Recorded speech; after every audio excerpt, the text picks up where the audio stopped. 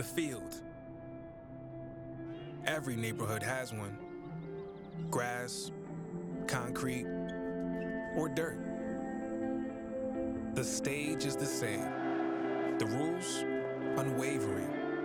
And the goals, beautiful. It goes in! Improbable scenes! It's where the dream begins to achieve the ultimate victory.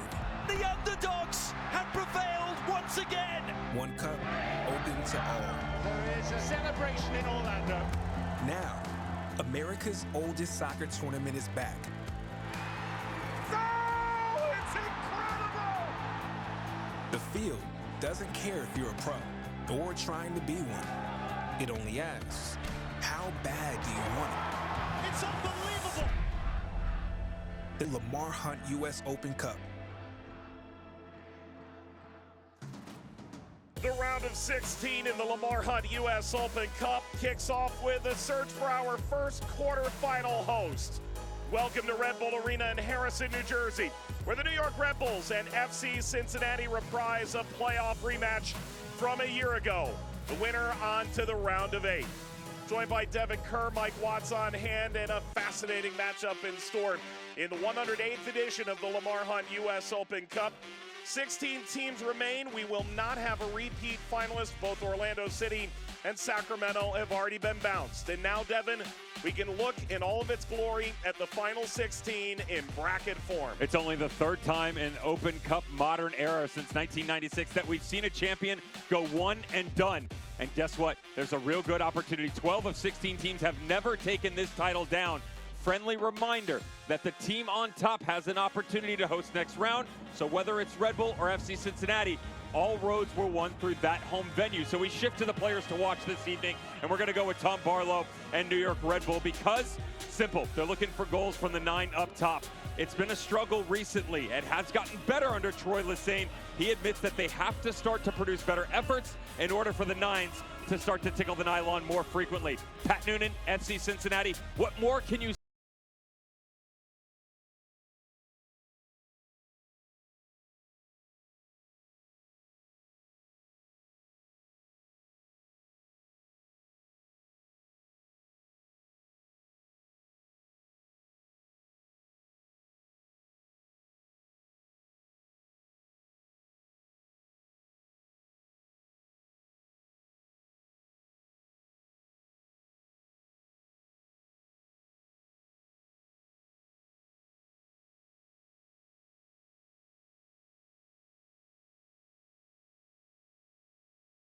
couple of changes on their own. Keep an eye on the wings, Vince. Here and Harper on the outside.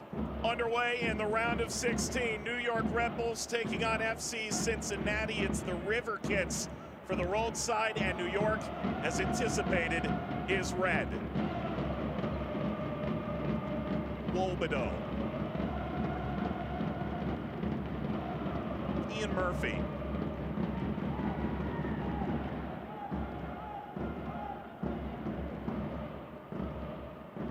By Haglund, picked up by New York. It was Harper.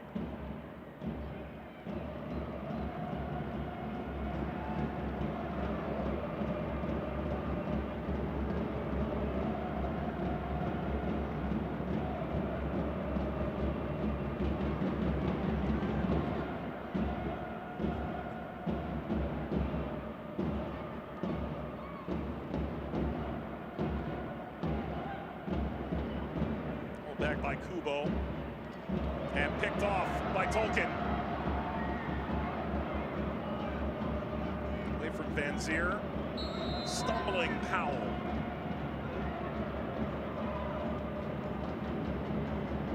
Fotis Basakos is the referee with an early whistle.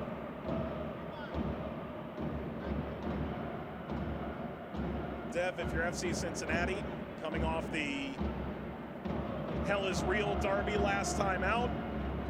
Packed stadium, TQL was built for that kind of occasion. And yet, in asking Pat Noonan where that ranked among all-time wins since he got to the club, he said, well, the playoffs are a different beast. Of course, he's referencing his side knocking out New York Red Bulls last year. It was a tailored response, wasn't it? There was certainly precaution behind it in the sense of didn't want to give too much credit, but at the same point in time, recognizing that in terms of regular season results, it certainly ranks right up there at the top for the club and what they've been able to do. I'm sure that Troy Lesane and everybody else wearing a red jersey tonight is hoping that maybe they can flip that fortune. So far, 4 games unbeaten under their new manager. Lost by Harper. Cincinnati approach the halfway line. Harper steps in. Touched away by Dylan Nealis. Well, for New York, it's a pretty positive start under Troy Lesane. They've done very well for themselves, and not only they come in and found a way to get results, but you look on the defensive side of the ball. 3 shutouts in the first 4 matches, just conceding the first time to Montreal on the weekend. I would say more so that when you look at whether you're asking Pat Noonan or even Troy Lesane or anybody else around the league, you take a look at the team overall. It's not that anything's truly groundbreaking from a tactical standpoint. There's certainly a renewed belief within this squad. I do see defensively a little bit more of an effort. The structure has gotten better, but attacking-wise, there have been some really good movements, specifically in the second half for Red Bull. On the attacking side of the ball, the ideas starting to matriculate into the final third, something that they've unfortunately been chasing all season long, but just like FC Cincinnati, starting to find more success now. Marlowe sought Van Zier. Clearance from Caceres forward to Van Zier. And that's wayward from Dante Van Zier. Alacan gets the call again in goal. Cincinnati, 1-0 win against Louisville, a 1-0 win against NYCFC to get to this point. Pair of clean sheets for Alacan. An area of interest, though, tonight for Red Bull. It's that positioning just underneath the number 9 spot. And we know that Van Zier is going to occupy it at this point in time. Tom Barlow can step in there. Where does Drew Yearwood make his way into this mix?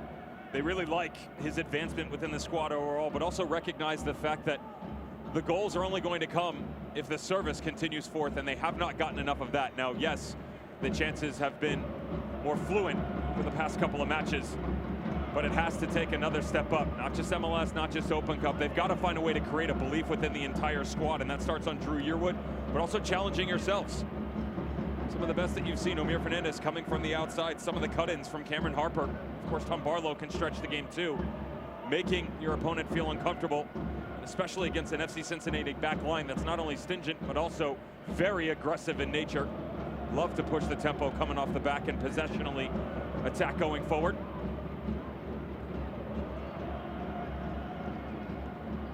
It's out beyond Harper.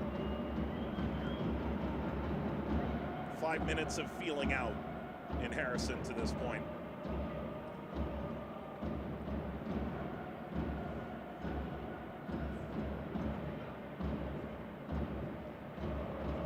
Hand chased by Van Zier.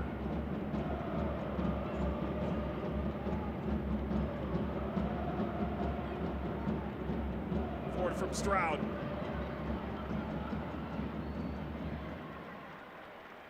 For New York Red Bulls.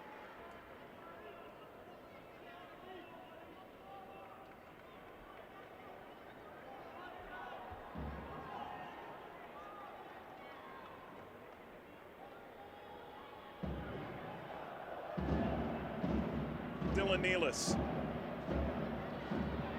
Had her smashed across, away from Barlow. So Tolkien has a go.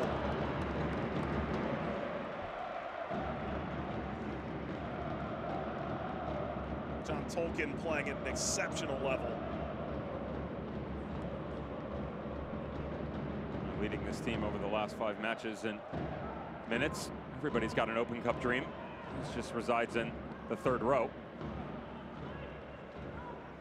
It's not bad form though, is it? The undercut.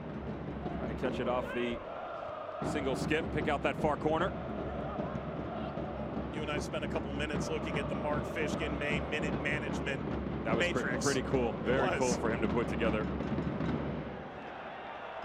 And for Tolkien, in the way that Andres Reyes has been scoring recently, why not throw your name into the mix? 2 goals for the central defender. Game winner, some bragging rights within the locker room, never hurt for a center back. speaking from experience. I've heard, yeah, been there once or twice. Once or twice. Yeah. It's not as frequent when you start to get a little bit older. Sent away by Ryan Mara.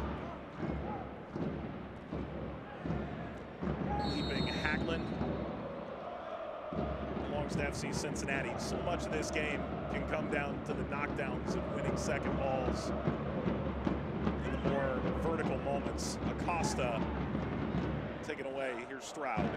A foul from Acosta.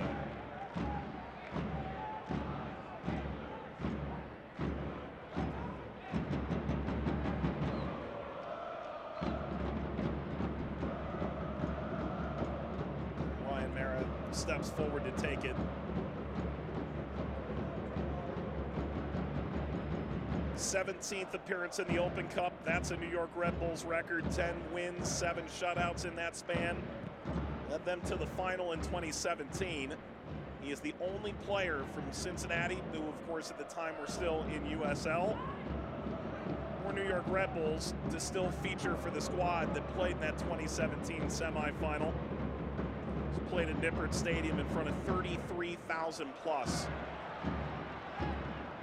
This is Bright from Nealis. Harper. Stroud. Passing Kubo, kept it in on the chalk. And Dom, who was very briefly on the payroll at FC Cincinnati, but never featured. Tolkien. Turns on Angulo. Still for New York.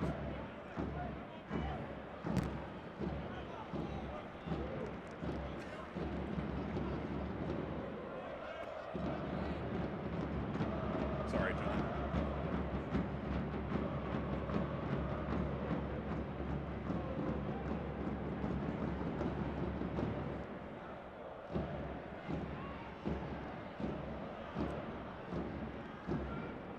Turned over and racing through. There is contact. There is a whistle. And it comes with a yellow card. That's Hassan Mdam catching Kubo. Nearly streaked across that field and in on goal. Doesn't really give you much of an option. If you're Hassan Mdam, the way that you're trying to attack it, squares up and really smart. A quick little 1-2. Kubo to flick it in behind. I mentioned coming in very possessional-based lineup for FC Cincinnati. You come right down the spine. Yuya's definitely going to have the most speed to his advantage to try and stretch this game in behind, as Acosta will, of course, always try and combine down underneath. Chip forward by Acosta for Hagelin. And by Dom. I actually look at the far side of the field and the way that Red Bull like to rotate Dylan Nealis up into the attack. They pivot so well into what can be a makeshift back three, and as they do so, that's all of a sudden going to expose more space, triangulating the attack between Pinto or Acosta or Arias, depending on who rotates to that side. Give you the 2v1, 3v2 matchups they're looking for. Something that Troy Lesane has been pleased with since taking over. Been a handful of sequences he described as something that you hadn't really seen in the last year or two that they've been able to work on over the past few weeks. They know the Red Bull identity doesn't go away, but finding a better on-ball identity should bring them better results. Murphy, denial on Van Zier.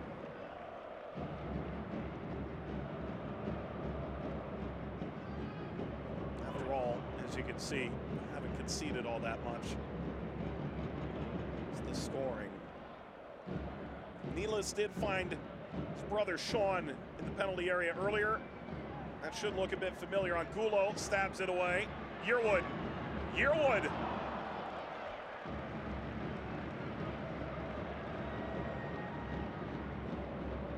Excellent first touch here from Peter Stroud, though. Unfortunately for him, he's actually outdone Drew Yearwood.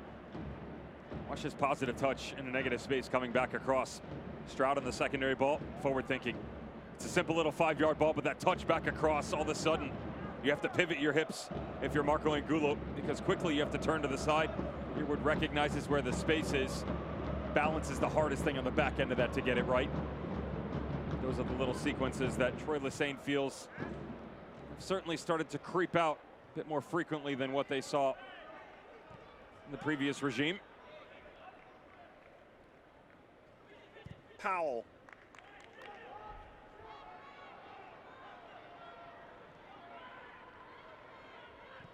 Arias, Hagland, Powell. Tolkien stepped in, over by Yuya Kubo. Ricocheted away from Angulo. Back to Wobedo.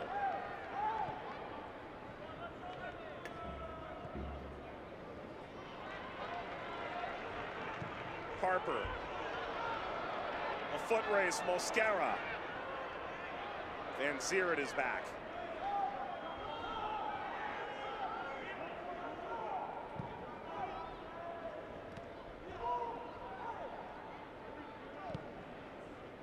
Kubo.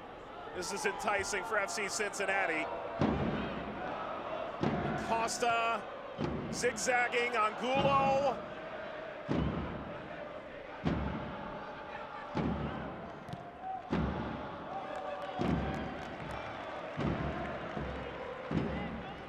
Of course, it's a different kind of being exquisitely dressed that Pat Noonan has brought to the table. 6th Open Cup appearance for FC Cincinnati, dating back to their time in the USL Championship, reached the 2017 semifinal. Many would say that Open Cup run is what opened America's eyes, the soccer city that Cincinnati was and has remained. They have sold out every home game this year. Hell is Real was quite the atmosphere. It certainly doesn't hurt that when your manager has sort of seen it all and done it all. Pat Noonan, of course, in reference to the Open Cup 3-time champion. 2010, 2011, back-to-back with the Seattle Sounders, though he feels like a bit more fond of the memories in the 2007 Cup run with New England Revolution. One of his teammates, by the way, doing battle in this Cup as well, though in a different position. Jay Heaps, general manager of the Birmingham Legion, taking on Charlotte tomorrow night. Some of the names on that team, by the way: James Riley, Michael Parkhurst, Stevie Ralston, Jeff Lorenowitz, to name a few. Sharee Joseph as captain. He's done wonders with the academy up there. The years since. Shove into Caceres.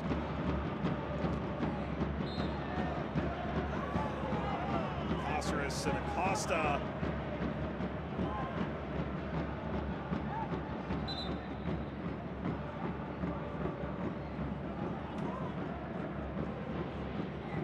A bit of a spark here after a quarter hour.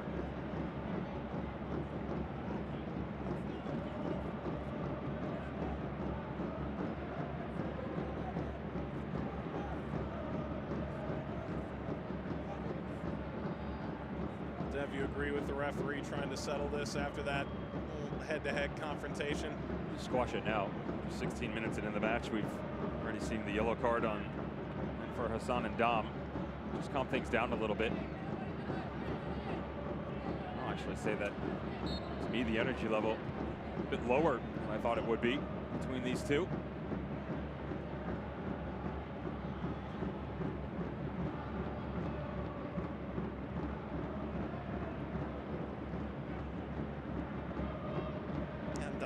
Mara.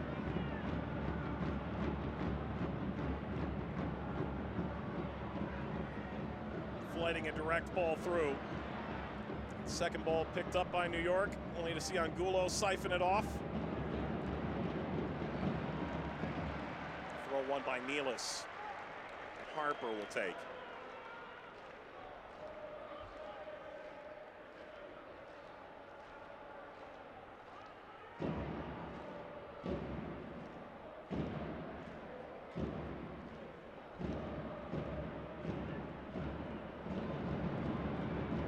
It is Nealis. Wobedo.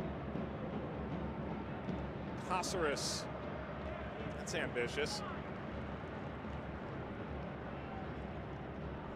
know, Dev, you through your time with Apple and me just going through this Open Cup run, it sounds like everyone has at least 7 games in the month of May.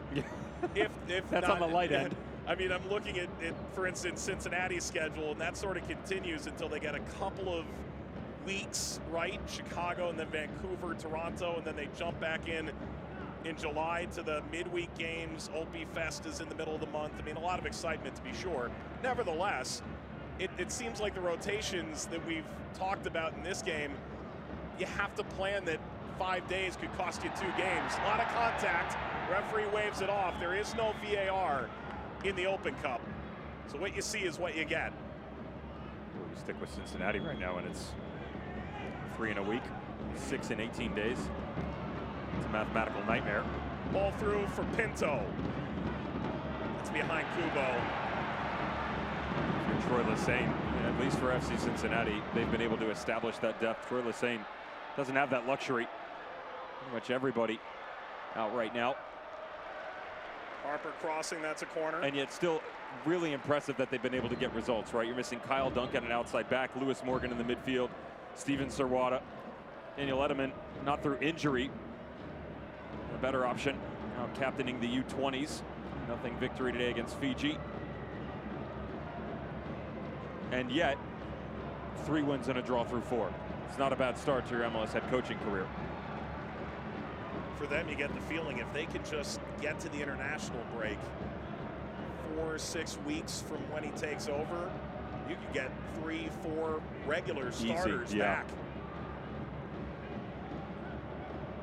First quarter of this match belongs to New York. They've sent it to the top of the 6 for Caceres. Touched away, Yearwood. That's blocked and he recovers.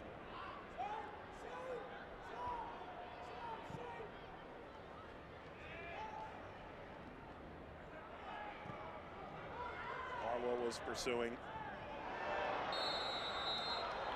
That goes against Yuya Kubo.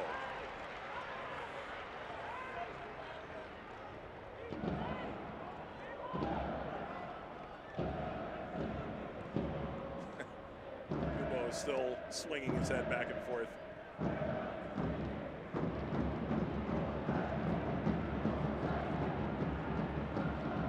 You got to be real careful here if you're Cincinnati. The genetic make of them normally 2 strikers high, and Acosta just roams underneath. Now, from an attacking standpoint, we know the greatness that can come from him, certainly on a great streak, but defensively, you have to watch that outlet space into the 6. It's an area of interest for sure with Caceres and Peter Stroud, and especially tonight, when you go with 2 high and 3 within the midfield, now all of a sudden it's on Pinto and Angulo. They got to work a little bit more. Normally, that's 2 men down underneath. You see a lot more side to side, and then they have to create depth within one of them. But now sudden, it's a 3-man game. And those little tweaks, especially when you have so many changes, really difficult to track. It does play into the hands of Red Bull, because that is really where they want to try. They want to win that first 50-50 ball and then try and find a way to play in through one of the 6s. Feel like that's one of the most important areas tonight for them. Howell stumbled through but maintained. Murphy gave it away. Nealis got run over.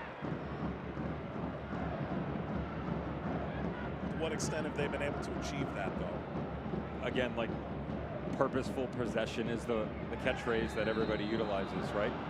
So there have certainly been a couple of balls in, but some of the ones coming forward has talked his way into a yellow card here. Kicked the ball away as well. That appears to be the real culprit. So if you're giving up 5-10-yard ball just underneath your strikers, is it the end of the world if it's not going forward? No, but you are giving up time and opportunity, and eventually you'll start to see the little tweaks. A little narrow right now on the outside for Red Bull because of the fact that you're keeping Tolkien home. It's coming high, not as much advancement on the left. Well, Fernandez, really good job on this left flank recently. All of a sudden it's Barlow. Really a front 3 up high. So no matter what the actual tactical adjustment is right now, just trying to find a rhythm within it for this attacking unit. Haven't been able to do so.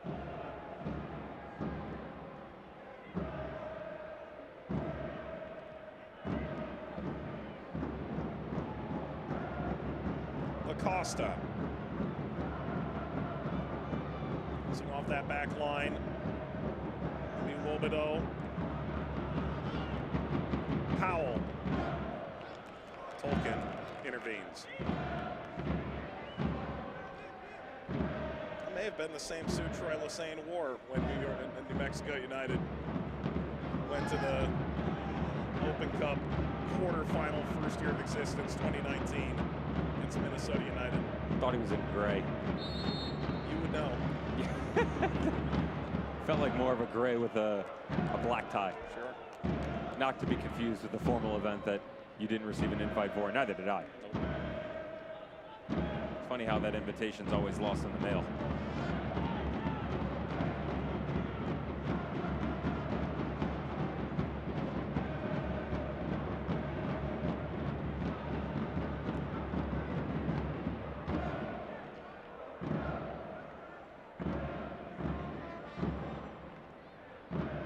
And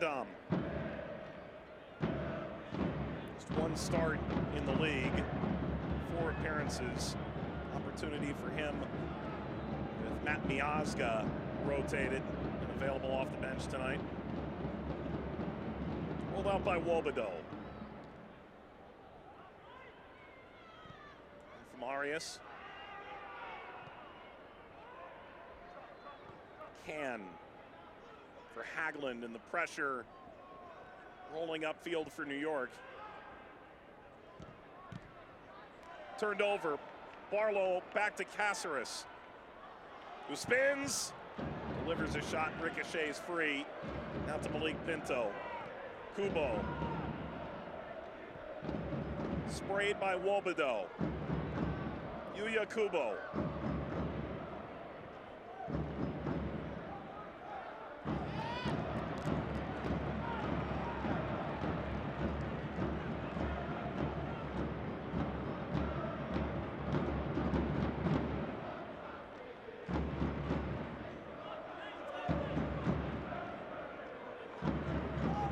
Next shot on target will be the first.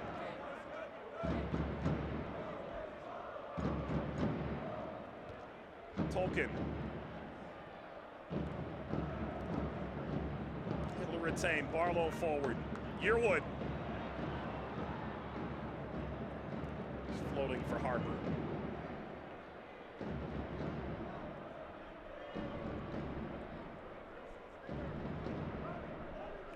Amazing about the opportunity of this game.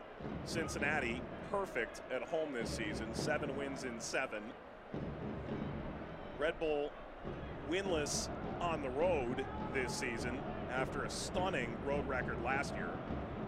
And the winner of this match guaranteed to host the quarterfinals.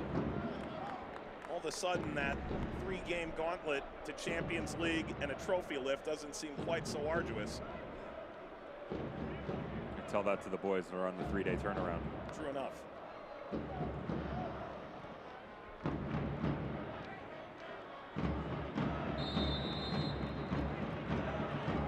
points clear of everybody, Cincinnati. I haven't really talked about it yet, although Pat Noonan well enough aware of the players' mentality that surely they're aware that they lead the Supporters' Shield race at the moment. And yet, quick to say, we have accomplished nothing. Ball through, flag is up, this is offside, Van Zier. The shock of the Red Bull Arena crowd. That's a better run, but still a little bit early. Dante Van Zier coming out of the 9 spot, even more so when he runs and comes back through. Mosquera coming to that center spot, obviously occupied normally by Matt Miazga. And really the biggest tweak that you'll see within that back 3. Haglund in the red card suspension or rotation. You bring Mosquera to the right. And Murphy comes to the left, but all of a sudden, the general of that back 3 tracked him well, to be fair, even in an offside position. Stroud.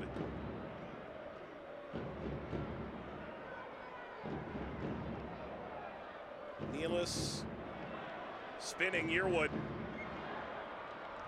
Way by Mosquera on loan from Wolves.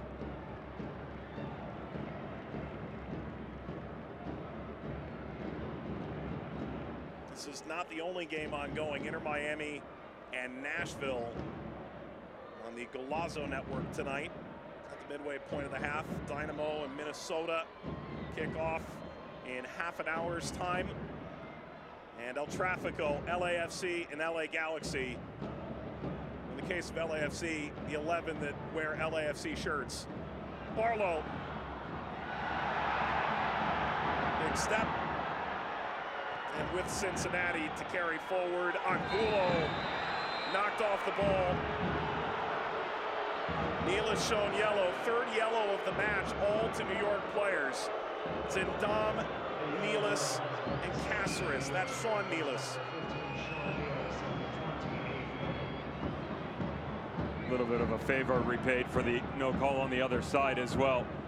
On the Barlow touch, it's hard to really argue how much contact there is. He definitely steps in front of him. As to whether or not he got there first, that's a whole nother conversation, because Barlow sort of pivoted away from it. Good little step in. Definitely a physical construct on the second. Just the overall intent to attack is just void, right? Red Bull aren't really trying to stretch up top. The energy isn't a ton of chasing. Funny, because I mentioned to Troy Lesesne, I said, is this one where maybe you sit a little bit deeper, right? Let some of the pressure come to you and then try and spring in behind. Well, defensively, they've done that. But when they picked up possession, just slow to draw going the other way. Tolkien found the pocket. Yearwood for Barlow. Barlow, Yearwood! Best chance of the match by far, just before the half-hour mark. Yearwood steers it wide. It's not from that far off from one of the chances that Troy Lesesne was talking about on the weekend against CF Montreal. And this ball back across, really smart here, because Barlow, it's the only option he has. If you notice the hesitation just before he gets to the end line, he recognizes the fact he's got nobody else in the box. Drew Yearwood on the ball, sprayed back through. You come flat-footed, got to pick speed back up. Really good combination play by Red Bull.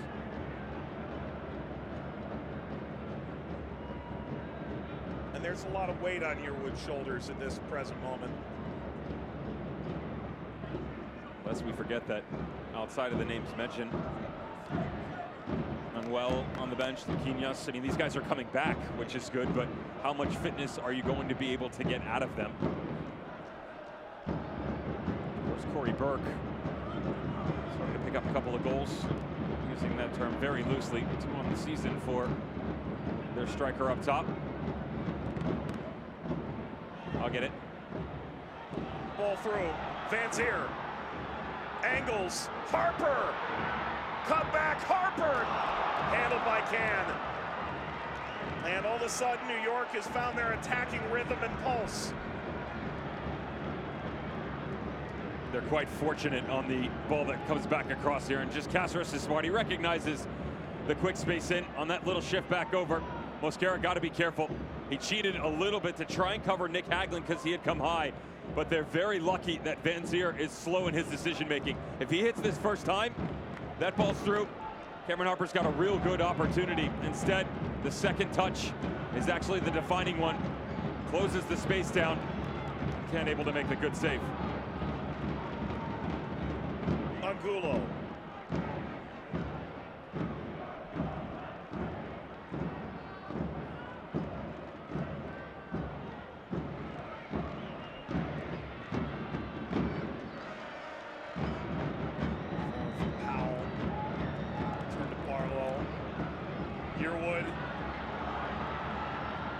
Here, that by Mosquera.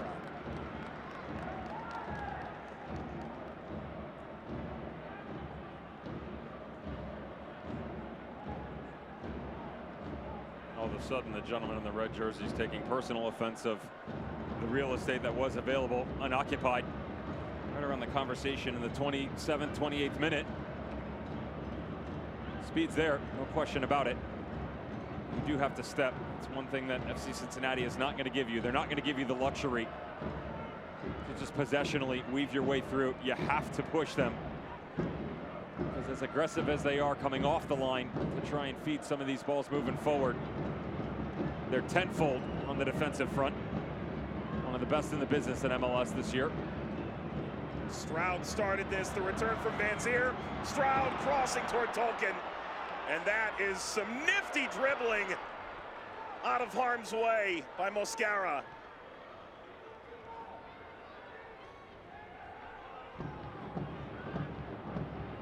Arias, Kubo, and Dom behind him.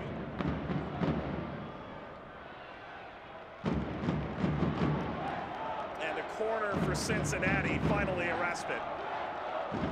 This is either going to be bragging rights in the locker room later or a stern talking to, either way. Crafty, weaving your way out. Still would like to see a higher body. Push the envelope a little bit.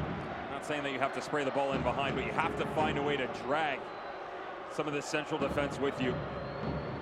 As they're regaining possession, Mike, and they start to work out quickly. They're running into a 4 or 5 man front. Either Stroud or Caceres dropping down underneath. Good recovery by the back four. A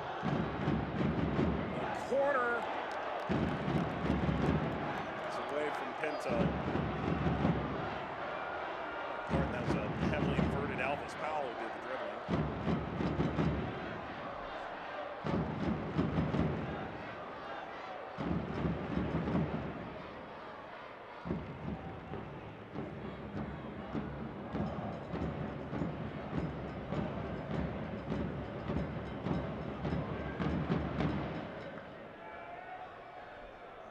Has been the man for the cup.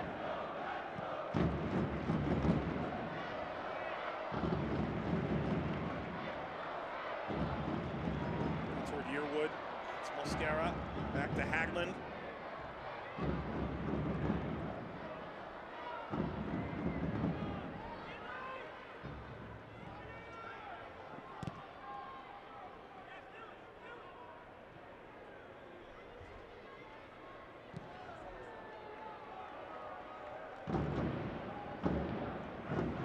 Mosquera, Caceres.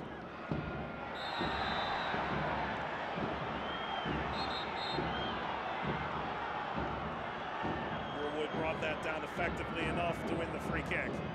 It's a magnificent touch by Drew Yearwood. Not many people can say that they've gotten the best of Yerson Mosquera. Tall frame, just over 6'2". Trying to cheat.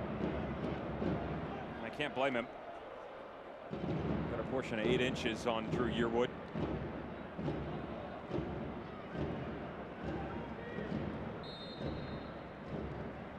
Caceres for Tolkien. Diagonal sent Stroud's direction. Stroud receiving deserved praise for his performance in the 2-1 win against Montreal. Impactful to say the least.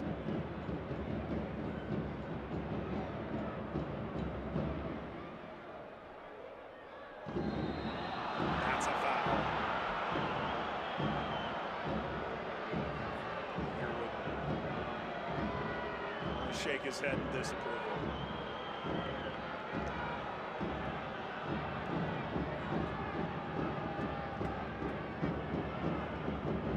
It's also disrupting the overall flow of the game these past couple of minutes.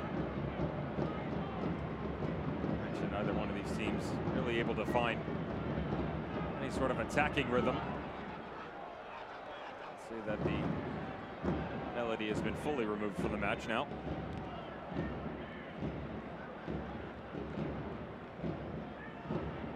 Murphy, Arias. Stroud.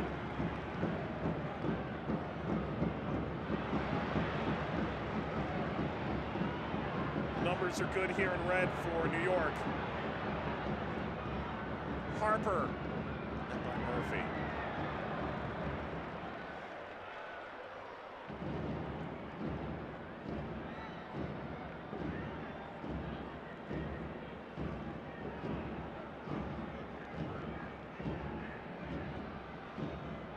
Nealis.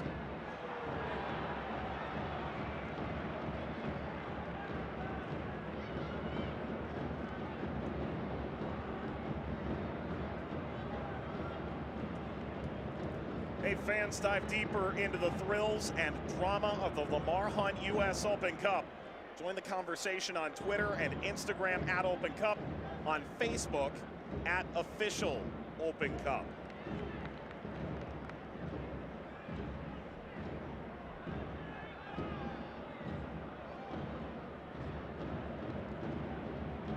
Powell held off Tolkien.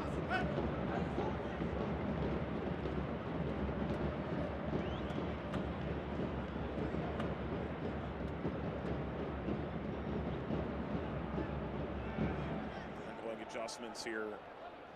Pat Noonan, the Haglund, the Cincinnati native. Both teams struggling centrally. Mentioned earlier, Red Bull trying to work predominantly, he's coming off the turnovers through their sixes, quick changes to the other side of the field. Isolating Caceres and Peter Stroud. Same argument for FC Cincinnati, but if you watch, the marking's been brilliant on the inside. So the second a turnover happens, you're basically man marking. And that's not to say that they're following individuals, that's to say that it's usually one-on-one. One of the things that Pat Noonan has addressed multiple times this year is finding the right combination play through depth within the midfield ranks. Now, I mentioned earlier, normally that's a two-man argument with Acosta floating around. All of a sudden, you've got three. Wobodo's going to sit underneath, yes, but that's up to Pinto and Angulo to find those little seams to work off of each other. You would think that it would be a little bit easier considering Kubo and Acosta up top, but again, those five just having trouble building through the central locations. Red Bull have gone more direct over the past 10 minutes. For Cincinnati, this Northeast region will conclude in either Harrison or Cincinnati. Winner will host in the quarterfinals. Cincinnati looking to get there for the first time in their MLS era, second time overall, including their time in the lower divisions. For Red Bull, this would be their 11th quarterfinal.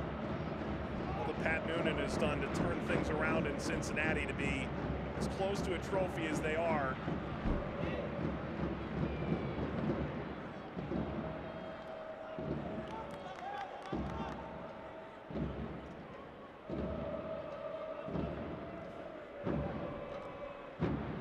Ball dropped down by Kubo. Acosta. Kubo trying to slalom through. Acosta knocks it wide.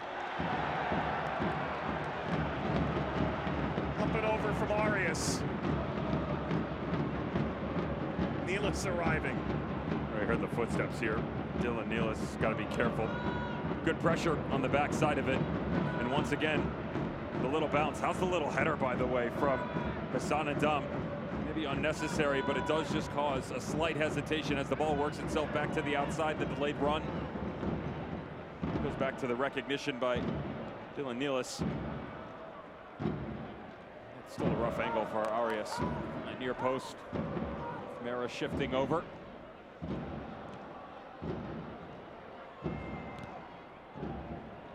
Tolkien.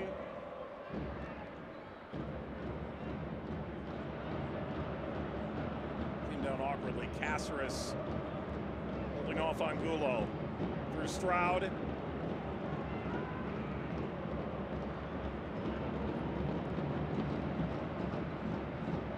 Acosta.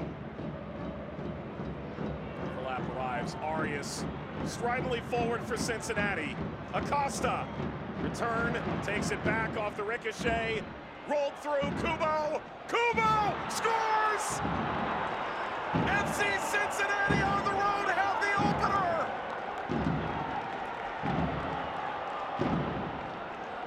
And that is a stunner.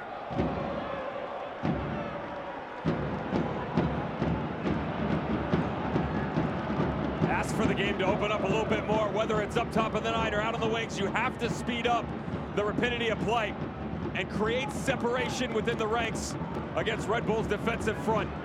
Even though it breaks down, look at how many numbers they have forward. All of a sudden, the horizontal threat becomes a lot more prevalent. You can move side to side quicker. Just mentioned doing that, albeit in a deeper lying area. Now you're at the top of the 18. Same premise rings true. Quick little touches, unbalance the opponent. You've got an overlapping on the right. It's cut back to the left. It's Kubo to the bottom corner. And all of a sudden, on the road, FC Cincinnati have their lead. That is the 5th goal in a Cincinnati uniform for Yuya Kubo, and his first since September, a 6-0 win over San Jose, and on their first shot on target, no less.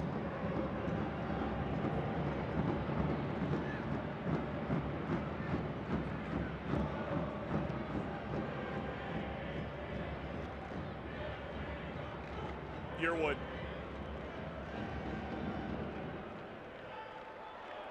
Stroud chasing, held up.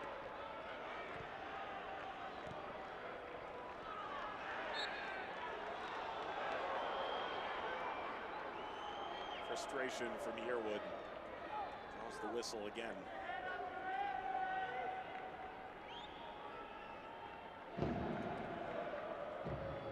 What's the difference?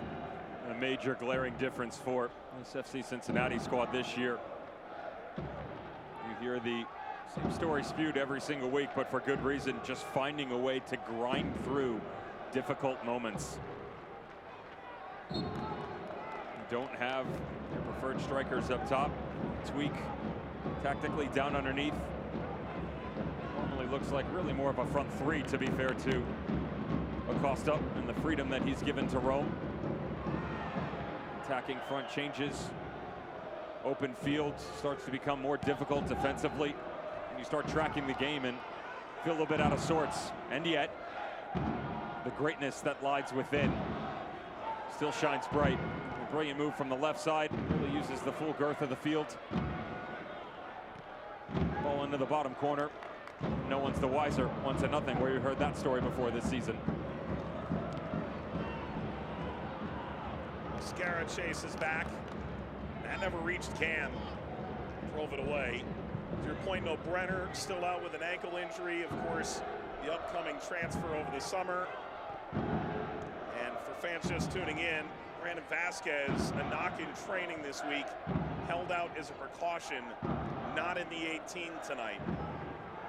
So all eyes were always going to be on Yuya Kubo tonight. And it's with that spotlight that he soars for the opening goal in the 42nd minute.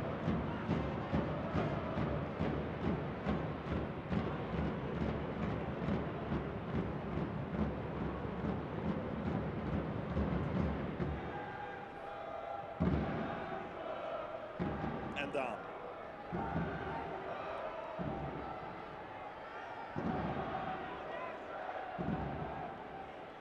One added minute in the first half. Side has indicated there will be a minimum of 1 minute of stoppage time in the first half.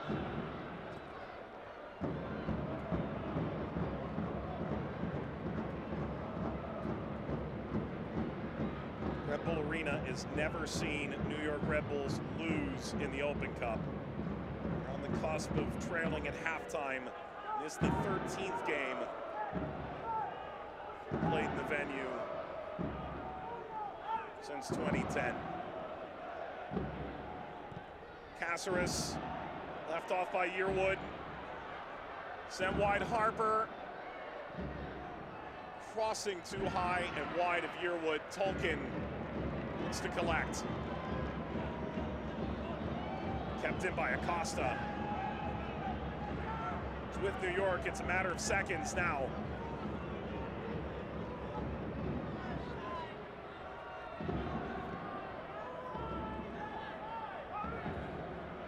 Caceres turning Stroud, sets up nicely Van Zier. Yearwood kept it moving. Still it's New York. Last from Stroud. Will leak out for a corner for New York, which will be the last attacking motion of the half.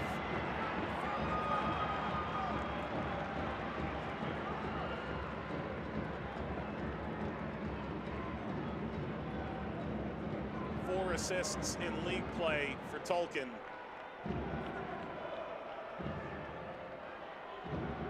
Lord of the corners. And if Wobedo get another go. It's a lot of traffic around Alec Can. Tolkien. Look for Nealis. And Dom trying to get in. There's the push.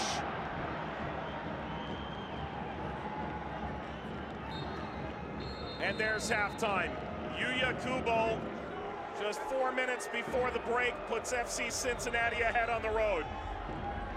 Tonight's halftime score is New York Red Bulls 0, FC Cincinnati 1. This fortress impenetrable for New York Red Bulls in Open Cup play. Yet Cincinnati picking the lock in the 42nd minute. And history says there aren't many goals between Red Bulls and FC Cincinnati. Last 10 meetings, 2 goals or fewer in league play. Should that carry over tonight, it is a very good sign for the road team.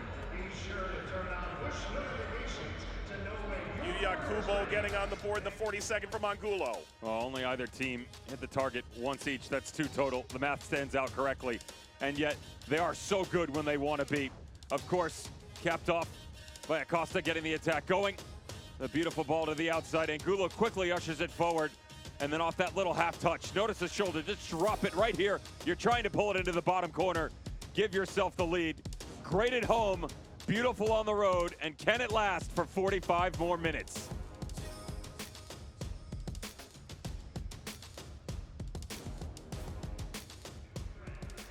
Visit NewYorkRedBulls.com to register. Homegrown minutes start here.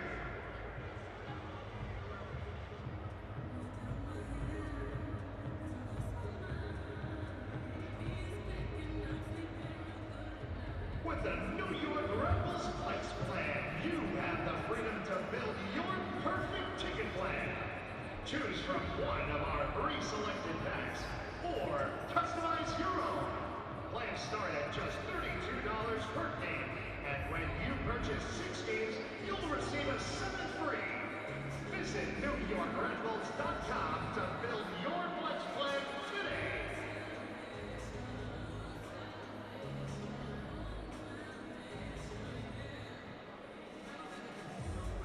Laid Out, presented by Wawa, is a bi-weekly podcast hosted by Lums Potterly, Bradley Frank Phillips, and radio's Matt Harmon. Join them for an energetic show with an array of guests that include current players, club legends, local athletes, and much more. You never know who might show up on Laid Out. Listen wherever you enjoy your podcast. Hey, I'm Dan Edelman, fan of Tim Harper, and this is the Indians. Can I reveal?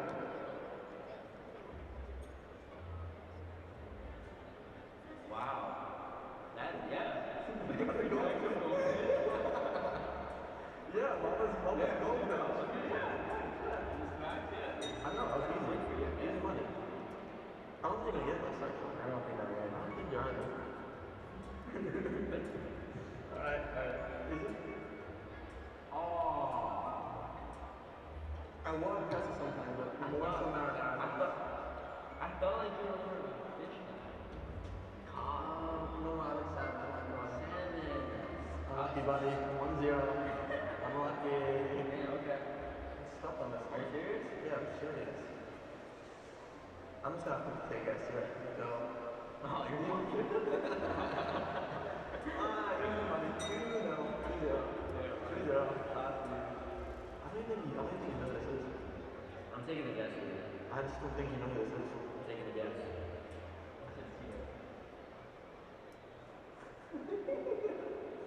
Are we supposed to be trolling? This game is?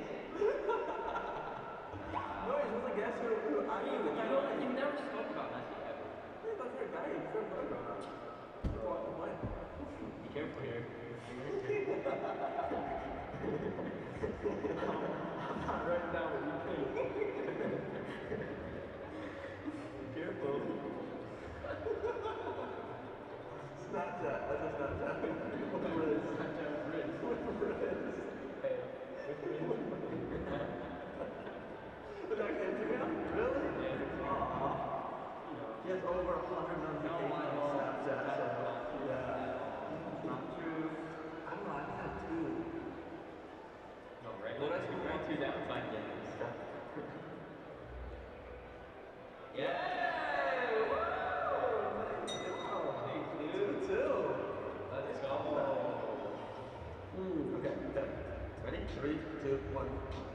Flip-flop the zips. Alright, I wrote, okay. You write that? No, I wrote snap. We'll give you that. Oh, your planner! Oh, I should have got that one. That was easy. That's a specialty. Yeah. Oh, you got put for that. Oh. I wrote it in for the conversation we have just had. You probably didn't write it down. But like, I know this is something you can't live without. So I'm proud of what I answered. The mini ball! Yes! Yes! You played. My mini ball is awesome. Oh, very skillful. Now he's very good drawing. Wow, that's like a portrait actually. Let's go. Look at that point. Look at my picture. I don't even think that you don't like all stuff. I think you do like all stuff.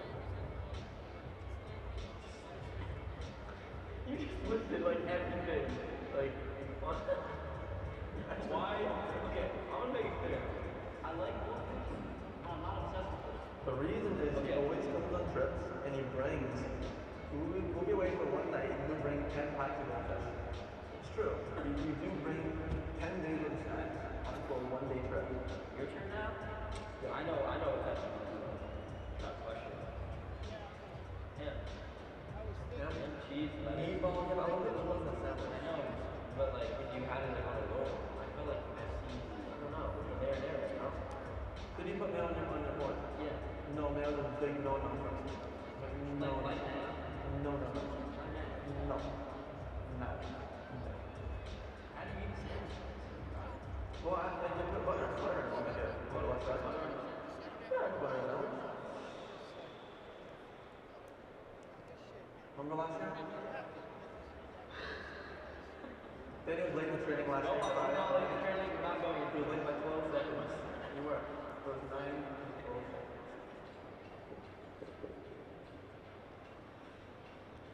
Oh, get out of here. Oh, come on. Come on. Look at that guy.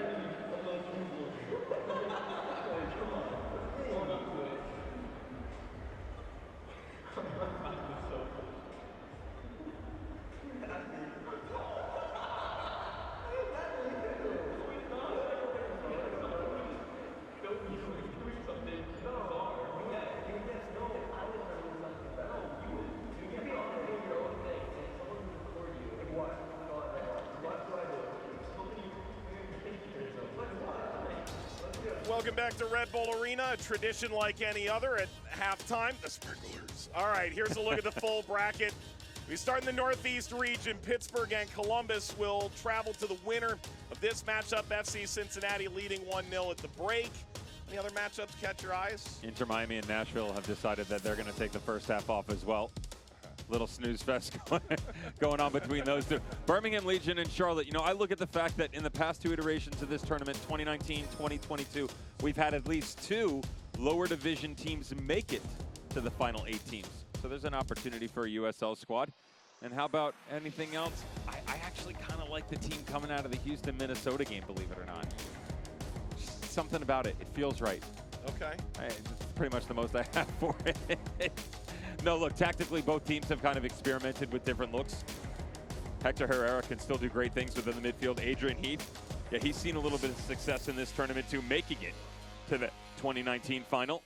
And, of course, it never hurts to have Colorado Rapids and Real Salt Lake matched up against each other. That is twice in 4 days those sides will meet. You have a feeling, as RSL took the weekend matchup 3-2, there might be a little extra juice in that one. That's Wednesday, 10 Eastern. And you'll see it on CBS Sports Golazo Network. Got a lot more coming up here in Harrison. Sprinklers are gone. And we'll be back in a moment in Harrison.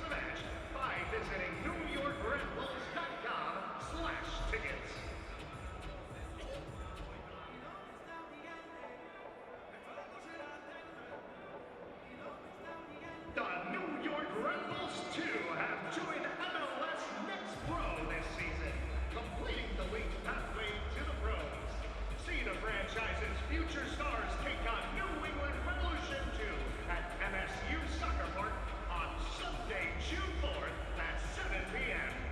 Tickets are only $10 and can be purchased at NewYorkRedBulls.com/2. Gotham FC returns for NWSL action at Red Bull Arena on Sunday, June 4th.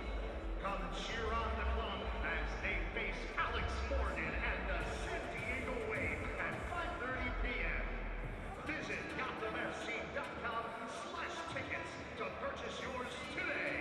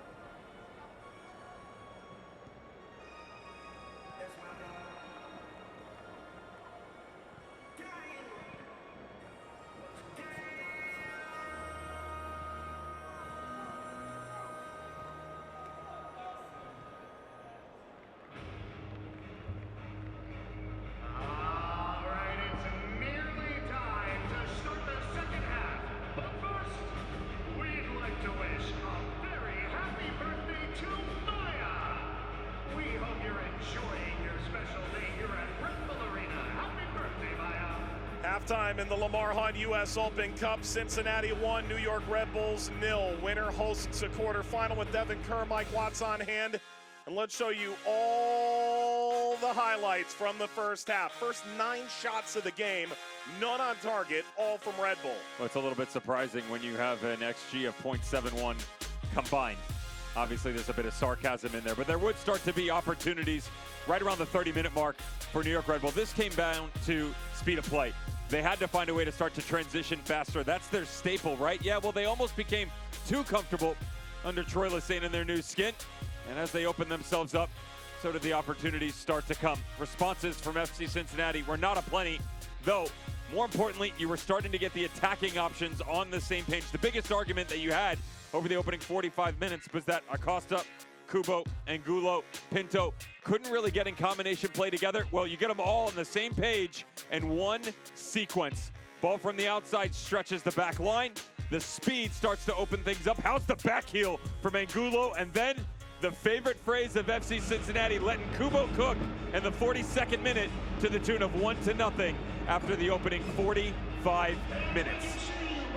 So who finds the answer in this second half? No Omir Fernandez, notably for Red Bulls, but Luquinhas is available along with Corey Burke.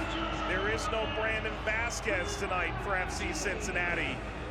Perhaps it could be Moreno or Barreal when the chips are down, should they need another. New York gets the first kick of the second half, and we may well have our first quarterfinalist in about 45 minutes time.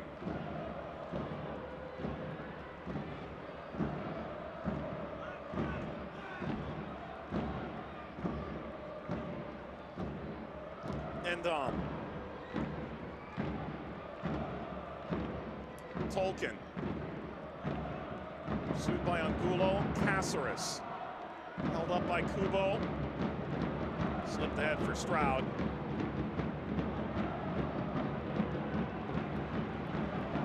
Dev passing accuracy in that first half from FC Cincinnati, just shy of 67%.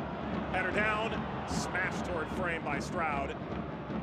If Cincinnati's to walk out of here with a win, you'd have to think that number and the ability to possess the ball effectively need to improve. Tolkien able to cut this across. Yearwood able to keep it alive. Nealis, Harper, Acosta, the clearance. Another reference with an argument, by the way, is they're almost 10 points below their season average in MLS. 79.2% passing accuracy, where, again, it just comes down to some of the build in general, having trouble finding some of the pressure points on the inside. Can you combine with the overlappers and Arias and Alves Powell? Close of the first half, we saw a little bit more. And then, of course, the lack of an overall presence up top in the makeshift 9 spot by Acosta and Yuya Kubo. John Tolkien's name called a few times. He's done well defensively. Tolkien's tackle started this run for New York. Each team just one shot on target. It's Harper hopelessly. Stepping in Stroud. Harper recovers. Nealis. Caceres. Tolkien. Caceres steps through. And that's southward bound.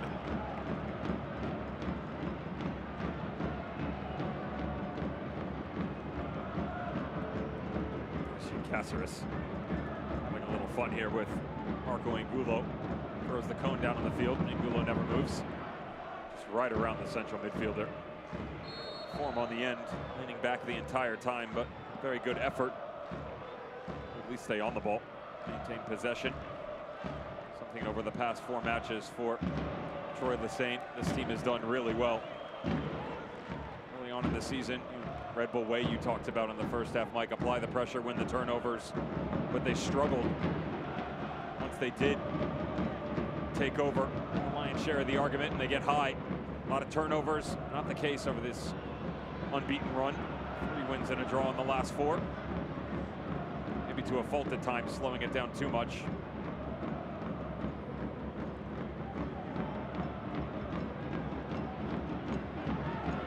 Nealis. Away by Pinto. Shaves off of Yearwood. Caceres. Assist might come for the referee. It is broken up and sent wide to Harper. Runs into the back of Arias and rolls over the line. It's incredible defending too, because Ian Murphy actually got stepped on and he was out of position. So as he's trying to track back over, Arias just recognized that Cameron Harper had a real high line and daylight to step into. And the wingback closed the space down. Just used his body in the utmost positioning.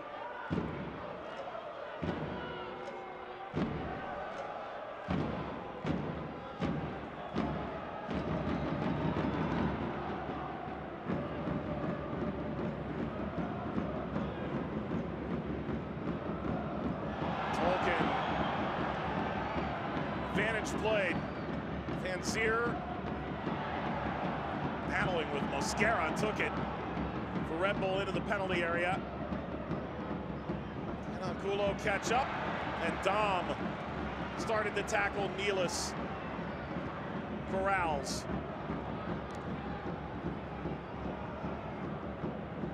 Sean Nealis. Caceres. Return to Barlow. There's Wobodeau. This time of the Open Cup last year, he was just a hope and a dream for FC Cincinnati. And now he's, frankly, irreplaceable. Harper on the sprint with Arias.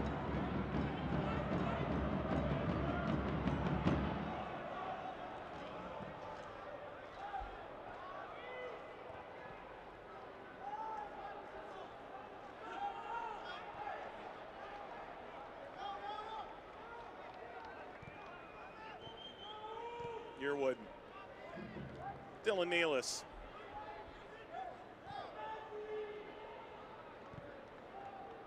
Caceres for Tolkien. Lines cross field. Dylan Nealis once more. Harper, who's inverted. Stroud, the overlap. Cut back and played for Harper. Caceres. Yuya Kubo caught it from behind. This is an extraordinary free kick opportunity for New York.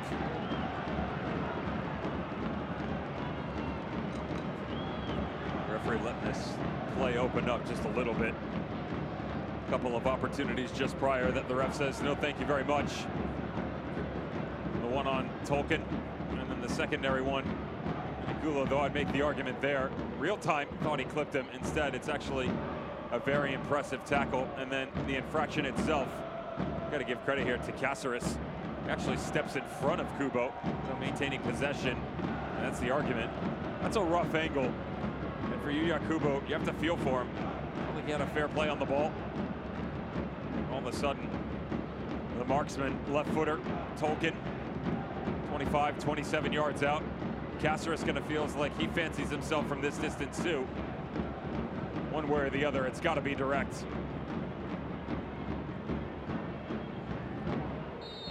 Five in the wall for Alec Can. Surely it's Tolkien. Watch Harper available off that wall. It's Tolkien into the wall. It's Stroud. Had two options. And Karam's into the width and out for a throw.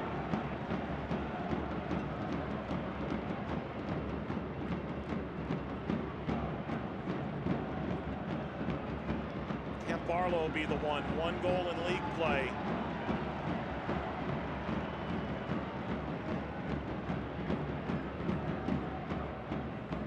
Tolkien pushing the back of Nealis, helps to create separation.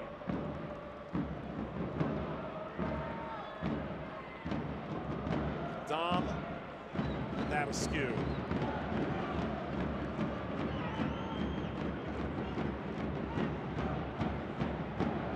The 2023 Lamar Hunt U.S. Open Cup delivers more heroics and heartbreak tomorrow. Coverage 7 p.m. CBS Sports Golazo Network. Games also available here on the Bleacher Report app or BR Football's YouTube page. Those are the ongoing games. That Houston-Minnesota game, a hearty happy birthday to Dylan Wolpers, as we all know. Legendary part of that ongoing rivalry.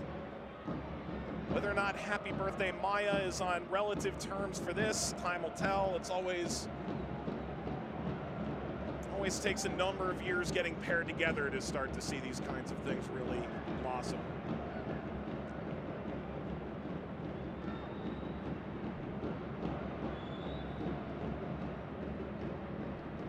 Kind of amazing that these sides, and to be fair, the Open Cup taking the 2-year hiatus around COVID-19 in 2020, 2021, matched up just a little more frequently.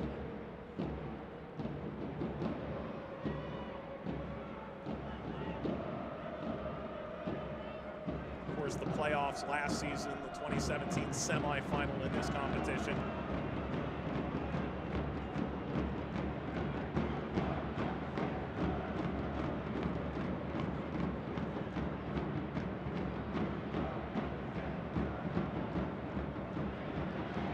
Red Bull starting to contemplate substitutes. But it's Angulo leading Cincinnati's charge. Hangs off of Nealis.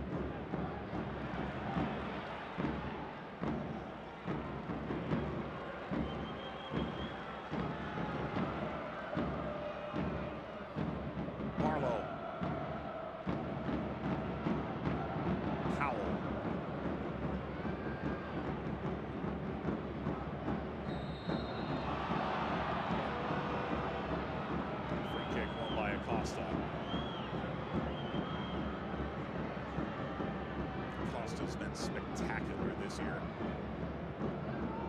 He's one of those guys that is really good on a bad day. And when he really fancies himself, almost becomes unplayable at times. Little turn.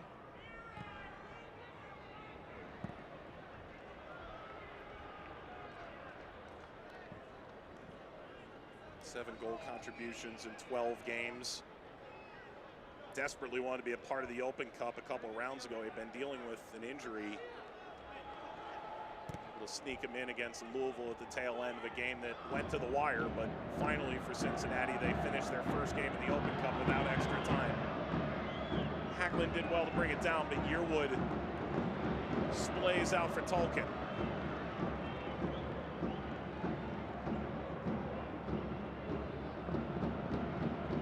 Caceres. Notice how much more aggressive they've been here in the second half. Well balanced as well. The outside back spot, both Tolkien and Nealis trying to pin these two wingbacks from FC Cincinnati back. It's enabled them to get on the ball a little bit more, higher possessions. They've compressed the field. That was Powell. The crane kick? What's going on here? Certainly a foul there by Caceres. But watching possession, him coming down underneath Caceres, what they have lost in this, even though they've gained a couple of attackers and certainly added more width to it, they've lost some of that build-up play within the two. The relationship between Caceres and Peter Stroud starting to veer away from each other. Powell bended and lost the ball to touch. So changes to come here. That's Wiki Carmona to replace Harper. Your attention, please. Substitutions for your New York Red Bulls. Marlowe never fully got the real handle on this game. Elias Manuel comes on. So a couple of attacking subs here to try and spark things for New York. I just mentioned how you start to add more layers to the attack coming forward. Both outside midfielders struggle to get into the game in general, yet alone positionally when they've advanced their shape coming forward. They're either too narrow, they weren't wide enough, they weren't pushing the tempo up top. It certainly doesn't make it any easier on Van Zier and Yearwood, center spots.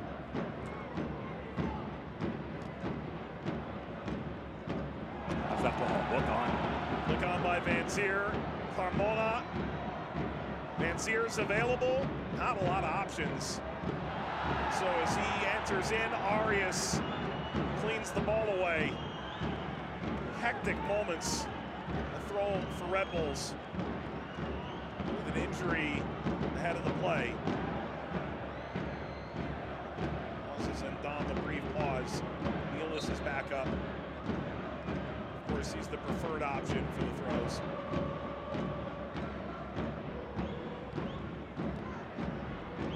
Nealis, Stroud.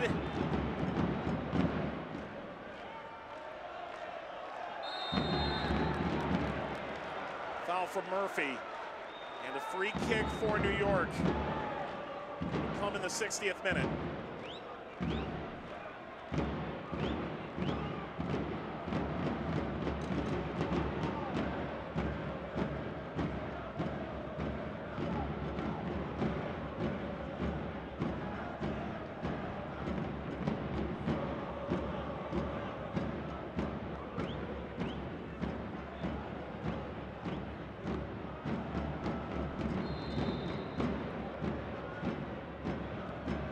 Caceres curling, punched away by Can.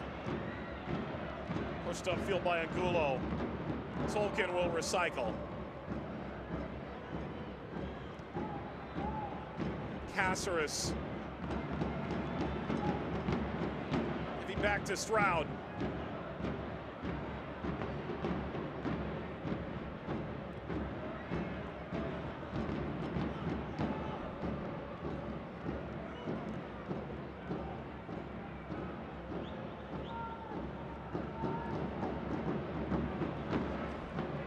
Nealis led.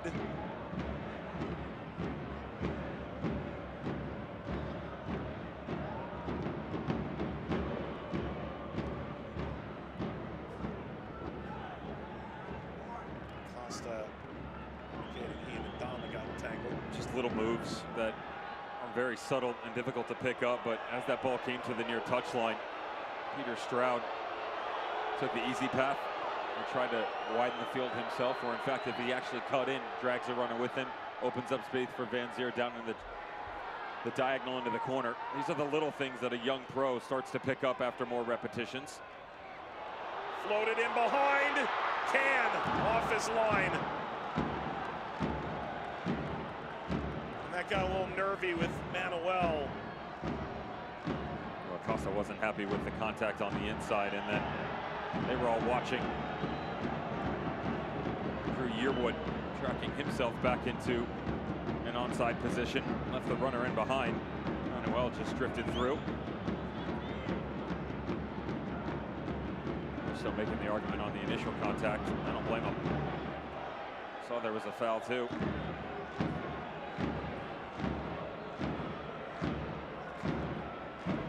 Yuya Kubo, who went down before the attacking phase really took hold from New York when Ndam circled back to collect the ball about a minute prior.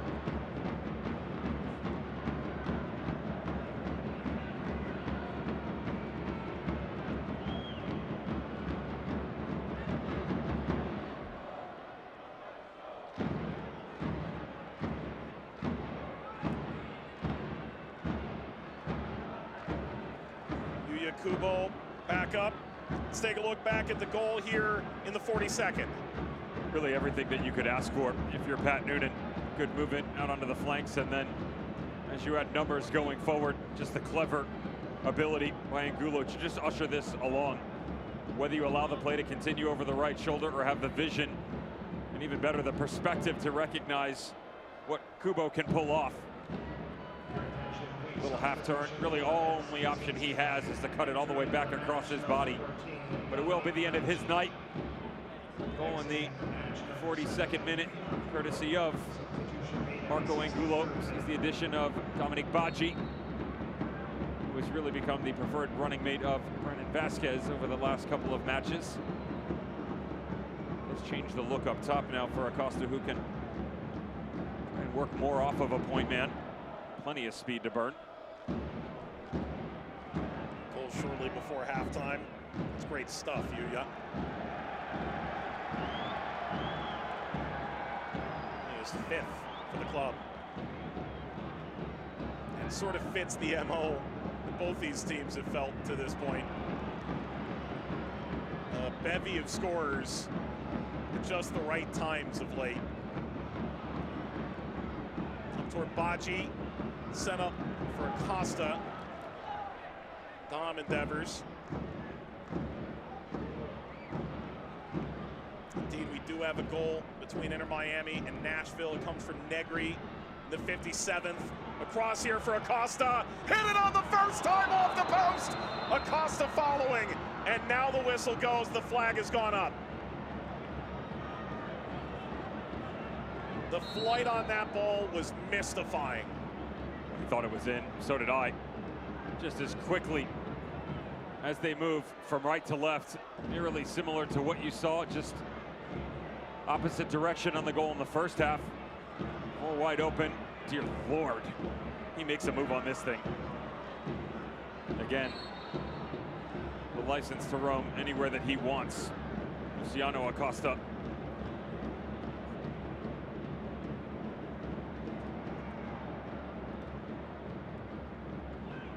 Acosta forward, and Dom got the first header to it. Nealis, and Dom trying to get back to his feet. Murphy tapped it over the line.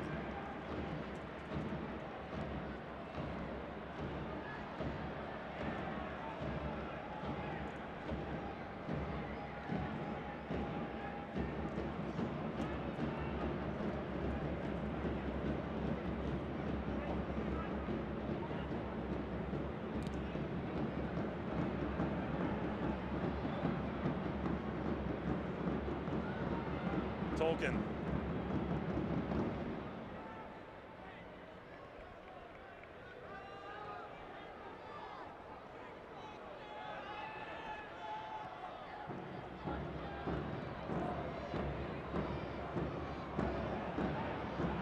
Tolkien did keep that in. It was awkward, so it's Baggi holding up play. Costa with a ricochet, and Dom. There's something there with Acosta.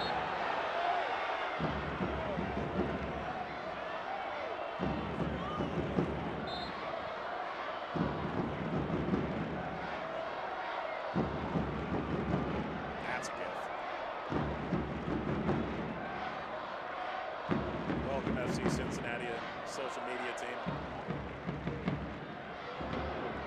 Nealis early through. Pinto on Angulo. Nealis. Spinning Cáceres. How about Tolkien? Cincinnati can get one against the grain here. Costa's available. Baji was closed down effectively by Nealis. So it's Angulo. Pinto. Now Acosta. As Arias out in front.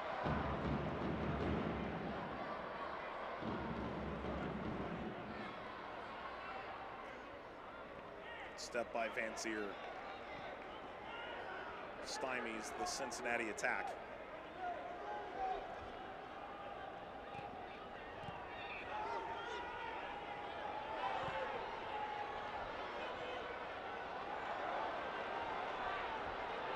Crowd here growing just a tad restless, waiting for the magic moment. Cáceres slides the diagonal. Arias as far as Acosta. Baji is wide option. And Dom. It's momentary. That's better from Nealis. Acosta slides Tolkien. Acosta wanted more movement off the ball, and as stagnant as it was, really hard to blame him for the frustration. He and Baji will still go back to the argument of the inside of the field for Red Bull and their build. Nealis in a high line right now, but just keep an eye, 5 bottom of your screen, and Cáceres, you're looking at what, 20 yards, 25 yards in between the two. But if you watch the rotation defensively, how quick FC Cincinnati is to close out some of these balls that are trying to make their way through the outlet points. You come in, they step up, and then they immediately push you to the outside. You're happy to let this go side to side. You don't care, because the horizontal threat is the thing that you're worried about most, and they've eliminated that over the past 10 minutes. Stroud taken out by Arias, and that comes with a yellow card. Maybe the first card issued to a Cincinnati player.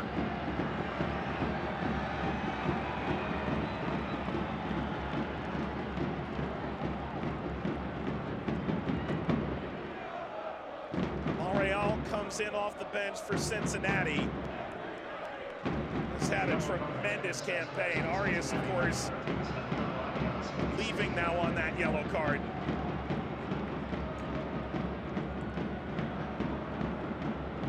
That's the first change. The orange and blue. The third for New York. And on races Corey Burke. 6 appearances prior to this in the Open Cup. 3 goals, 1 assist. Replaces Yearwood.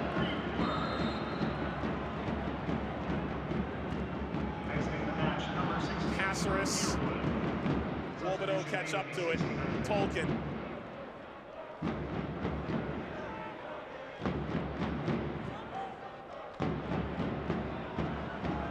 First header, and Dom can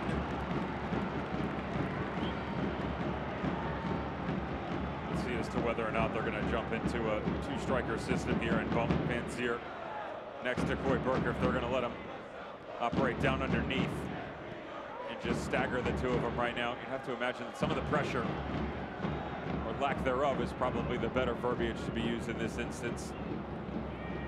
Struggling to truly challenge the back three of FC Cincinnati.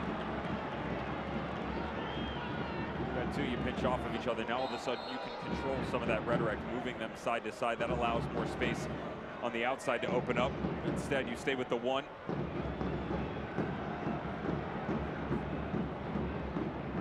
It's a little bit easier to pass back and forth.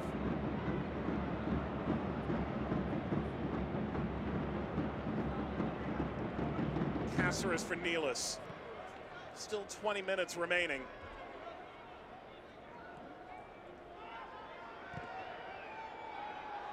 Nealis crossing. Cáceres. Not beneath it. Wolbedo. Tolkien reverses. And by Mara.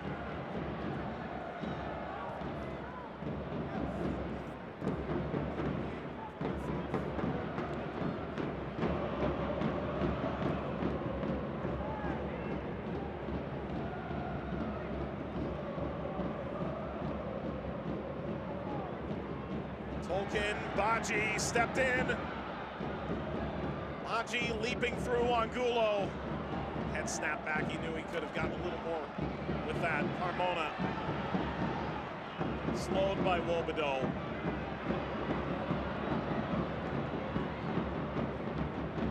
Sent in by Manuel. Contact from Stroud.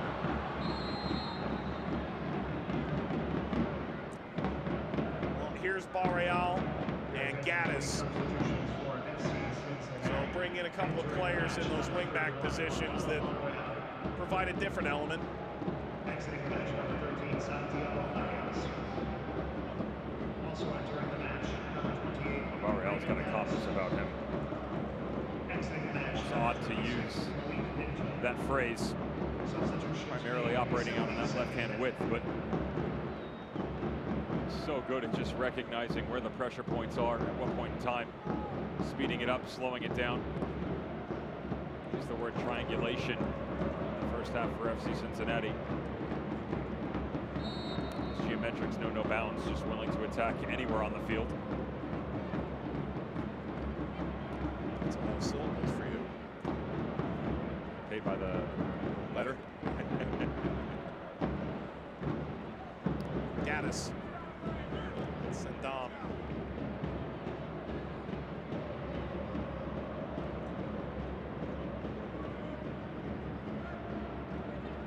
Acosta. The first effort for Barreal. Now he's lapsed on. Seeking Acosta. Carmona, remarkably, and with the advantage played. Powell.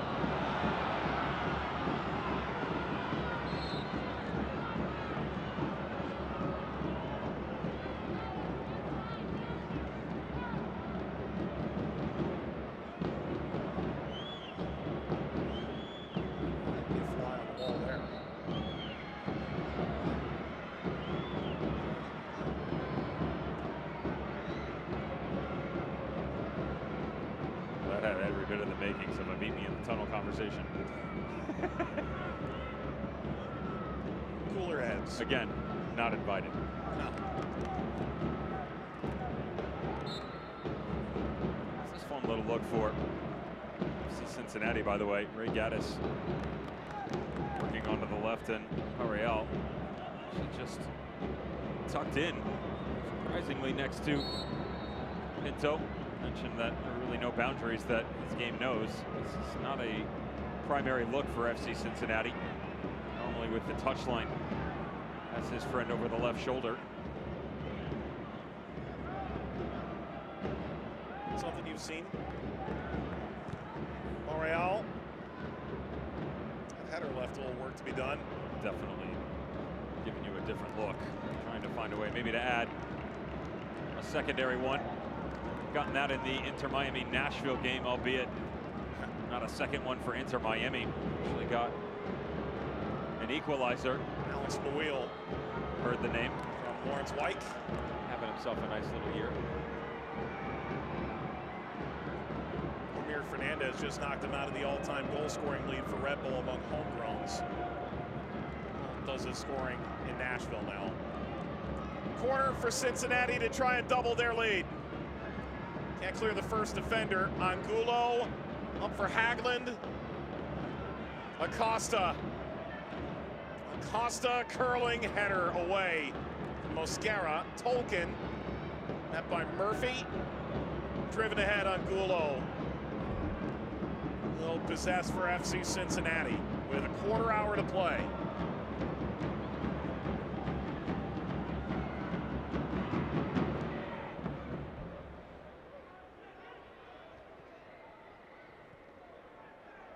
It's brutal to think about what these teams don't have at their disposal tonight.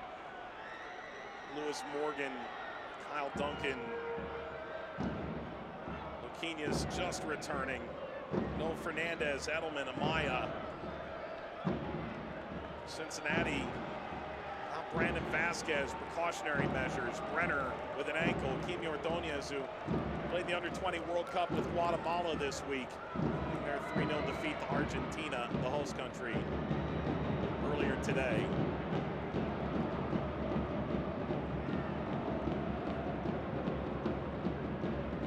While it's Cincinnati holding on and now looking for insurance. Well done by Carmona. Mara.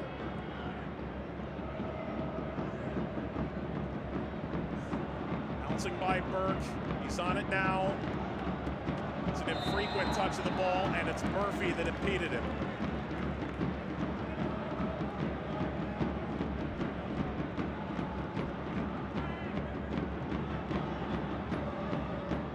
The good news is for Troy Lesesne that Corey Burke at least come in with some intention, trying to find a way to fight back here, albeit in a 2v1 scenario with FC Cincinnati absolutely swarming him.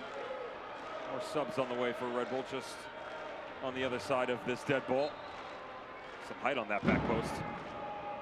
Caceres can. Stroud whipped it frame. That's sent away off the block, and Stroud recovers. Van Zier.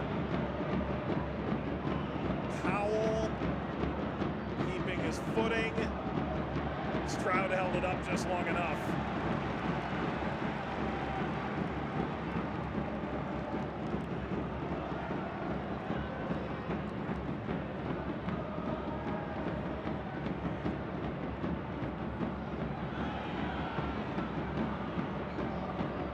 Caceres, header and dub.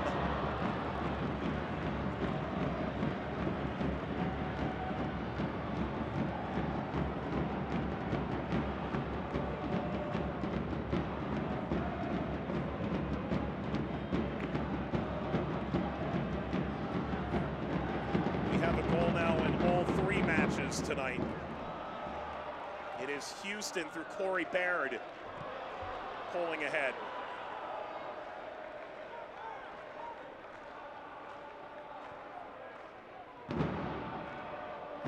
Just past the 30th minute. Hagelin got away. A corner for New York. There's a world of time remaining.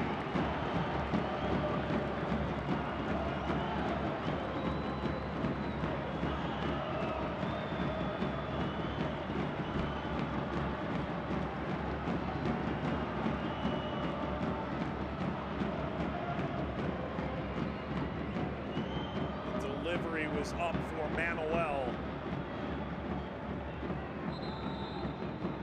And this is a dose of very good news for New York Red Bulls.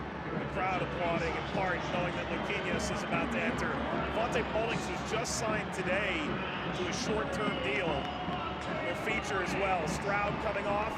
Dylan Nealis is off. One of the things that you have to get if you're Peter Stroud is find a way to push through games and go get a result. You saw some of that growth pattern tonight for one of the most talked about names coming out of the collegiate ranks last year. Luquinhas, really hard to argue the pedigree for the Brazilian and what he can bring to a game. The question is going to be, where does Troy Lesesne deploy him, on the right or the left?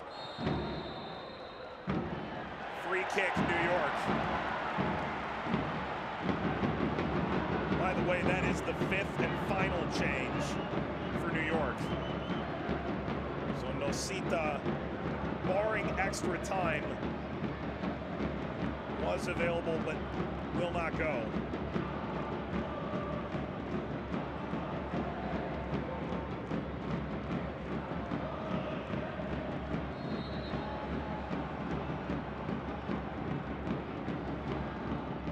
Delivery up, Burke! Back across the face of goal and away from Nealis. Reminder of where we stand in the round of 16. In the Northeast region, winner will host either Pittsburgh or Columbus. If Cincinnati move on, could it be hell is real again? And could they possibly bring GB back after he was the guest of honor at TQL Stadium and reignite some of that 2017 Open Cup lore? I doubt it very much. Nevertheless, that game tomorrow night, 7 Eastern. Just trying to make my way back there for Das Boot. Still have yet to get my hands on one of them. By the way, Miami and Nashville may extend your evening if you're the kind of Open Cup sicko that we are. You might be in this for the long haul, a weather delay.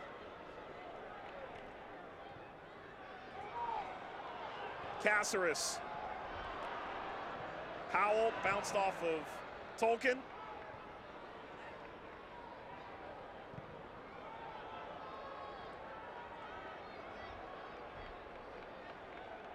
What more can New York do from this point?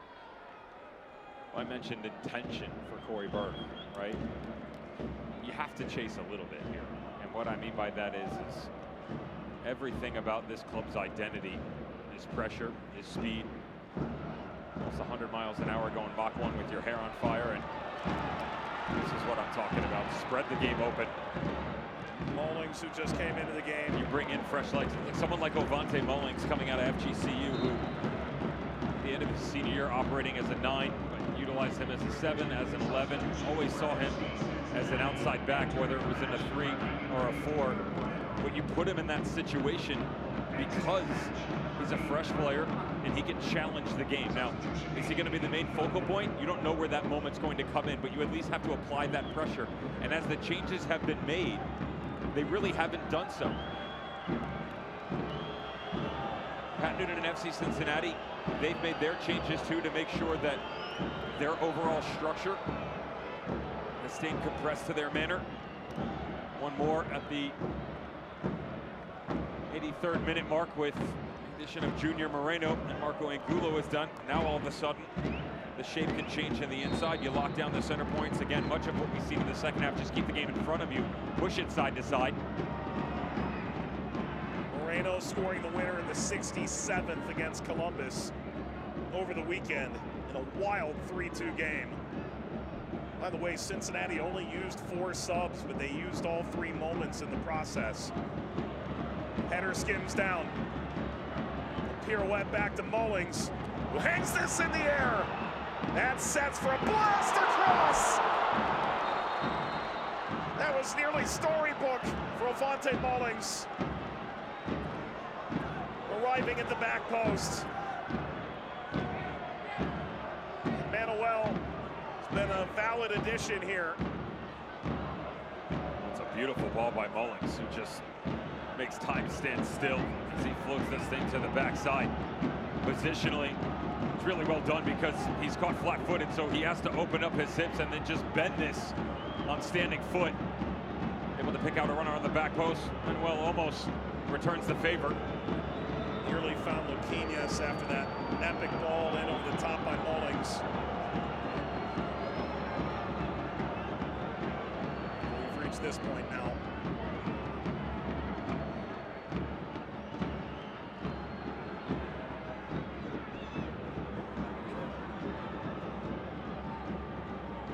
Kubo in the 42nd minute.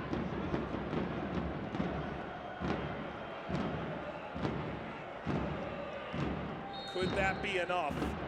Could it be the first loss tagged to Troy Lesesne? Could it be the first loss in the Open Cup suffered by New York Red Bulls?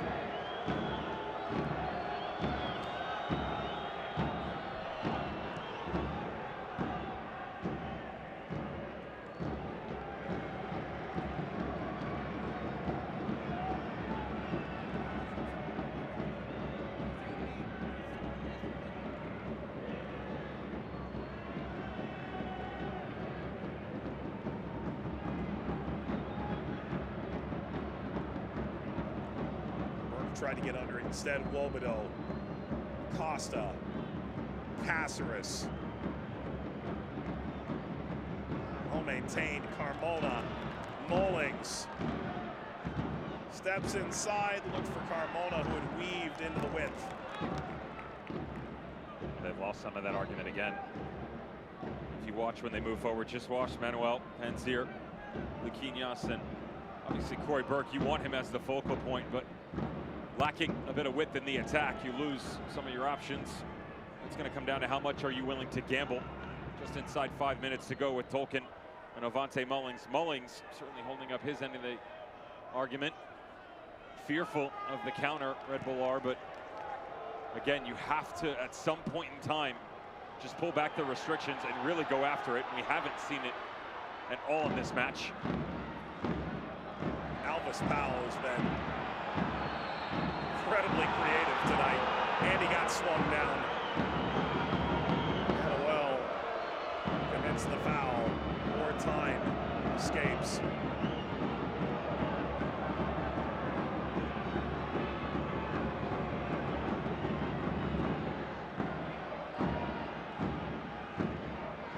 Surprised we don't see a card here.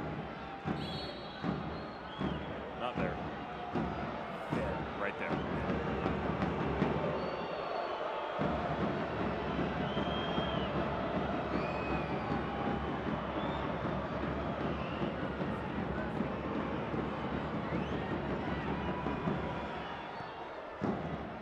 Minutes and stoppage time. Sent away by Baji.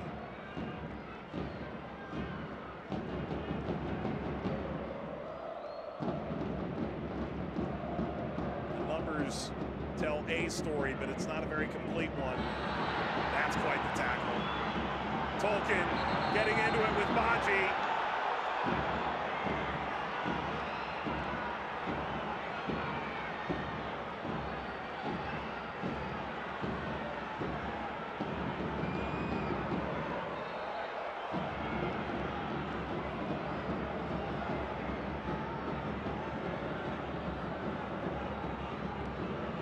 Yellow cards out, Tolkien. Certainly retaliation from John Tolkien, whether as to whether or not either one caught each other in the face. I thought Tolkien came a little high. Dominic Baji just defending himself on the backside of it. Can't really blame either one. Tolkien not happy with the initial infraction over the back shoulder, and then just returning the contact. Mara appeared to use his foot of education.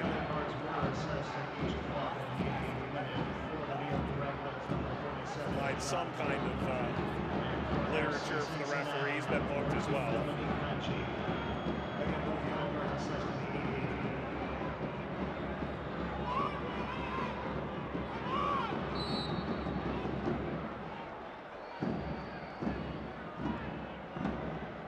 Mara.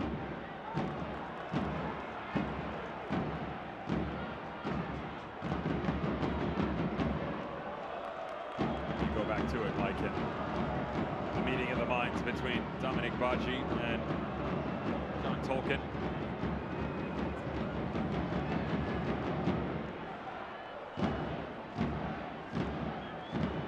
Not a good way to make friends. It's certainly a foul. Just cleans him out and then gives a stinger on the side. Tolkien quick to recover. You don't like the initial foul. I fully agree with that. Can't lash out. Baji comes back.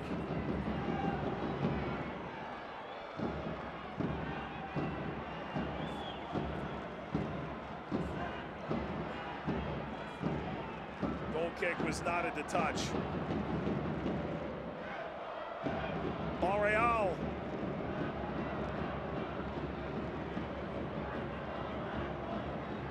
Off toward the corner. Gaddis was trying to play down. Instead, Carmona trying to hold off Gaddis. Gaddis, 24 appearances, a three-time runner-up in the Cup. Moreno. Mullings, 5 added minutes. No reason to head to the parking lot yet. Mullings from Vanzier. Corner, New York. With 4.5 minutes of elongated stoppage time.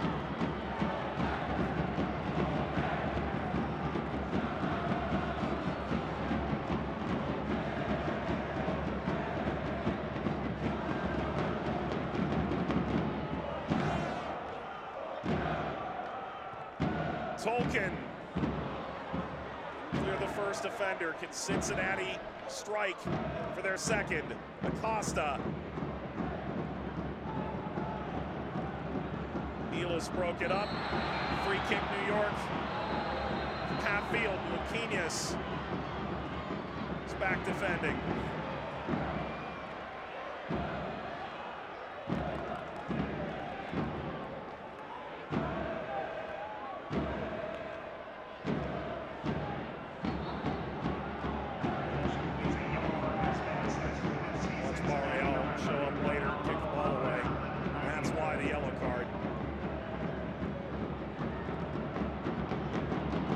Back into the box. Header across. Take it out of the air. Last on target. And in! New York level in stoppage time. What a moment for Vanzier.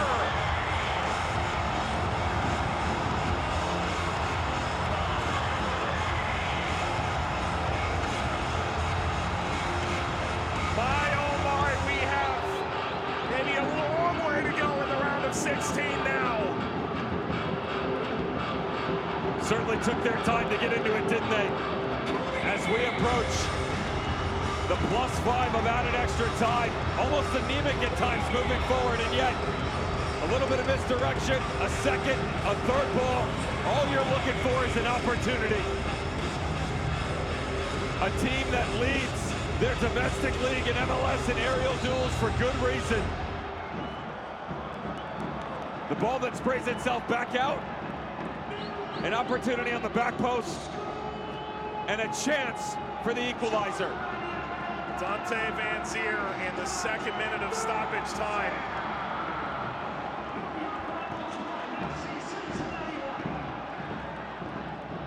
It is a complicated story for Vanzier, no doubt. Nevertheless, to the rescue in this particular juncture. And now it's a matter of minutes remaining.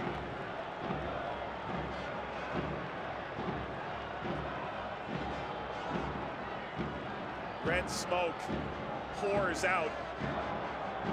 And Nick Can's line of vision, no less. Is it possible that New York could grab 2 in stoppage time? Mullings held off the end line.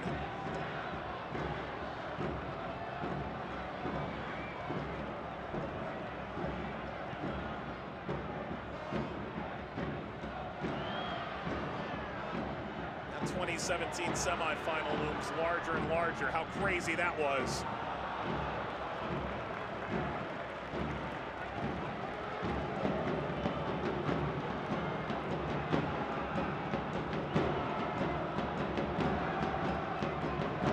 To the form, a recycled opportunity for Red Bull again.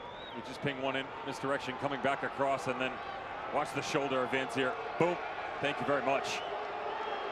That left side of his body squares itself up, and then as he brings his foot back across it, just laces this thing. Perfectly taken on overall form. Thanks for coming, hits it really true. Lost in translation on the near post for Alacan. We're back to square one. With a matter of seconds remaining, separating us from 30 extra minutes. It was Bradley Wright Phillips whose star shone brightest in that semifinal 6 years ago between these two teams. Who will it be today? Luquinhas. Cáceres kept it alive, and it ricochets across. Vanzier at the death.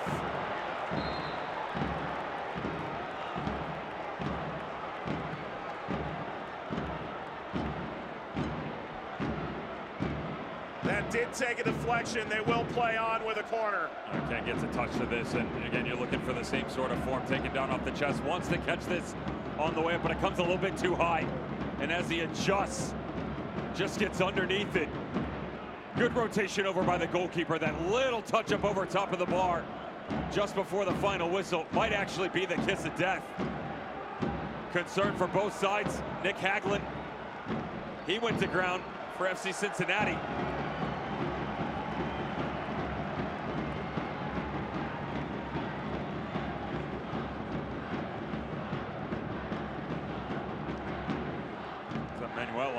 far side of the field too. On the initial contact that saw he and Hagelin matched up against each other. That's what sprayed the ball down through the middle, opened up the right flank movement. All of a sudden, Red Bull, over the past 5 minutes, has come alive. It's Corey Burke coming back across, excuse me. The spark by Lukinis, he's really added something into the midfield here in the latter portion of this match. Just hope that Corey Burke's doing all right. Not really moving down there. You're talking about a player 7th in MLS in aerial duels. This is a big part of his game. Caught that challenge all wrong. Has 3 members of the athletic training staff surrounding him. All the while, once Burke has managed to get up here, hopefully his own power in a short time, there will be a corner for Red Bulls. You'd have to think would be the concluding moment. Of note, Matt Nosita is available, and while all 5 subs have been used, the concussion substitute would be open to New York, and that's why Nosita's up now as opposed to waiting for extra time. All the while, that would allow an additional sub for FC Cincinnati, an extra moment for them, and it would be Apanonu who comes on. So both the number 3s should indeed they hand over that off-color concussion card. Burke is sitting back up.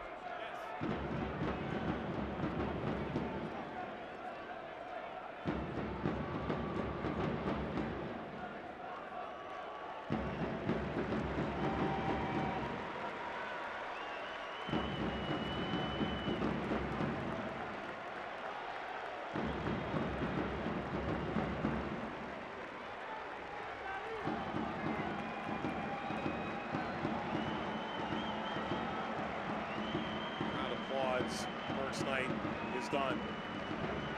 Hopefully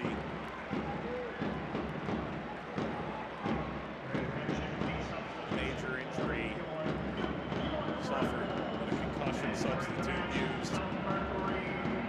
Hagelin comes off for Apanonu.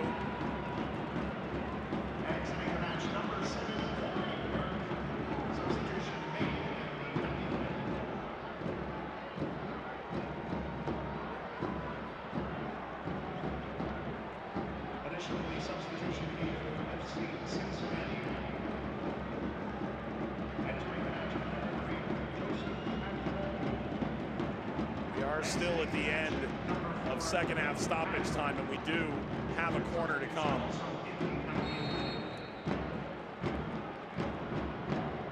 Is there something here for New York at the end? Bounces up off of Nealis. Another chance to serve across for New York. Header to the top of the 18, Wiki Carmona. Heavy touch, out of real estate, and on to an additional 30 minutes. If you're Cincinnati, you're thinking in the Open Cup, it's never come easy, and it won't tonight. And if you're Red Bull, you've gone the 90, and yet again, no team has been able to dethrone you in the Open Cup at home in Red Bull Arena. It's just a gritty game, a cup game that comes down to not being at your best and finding special moments.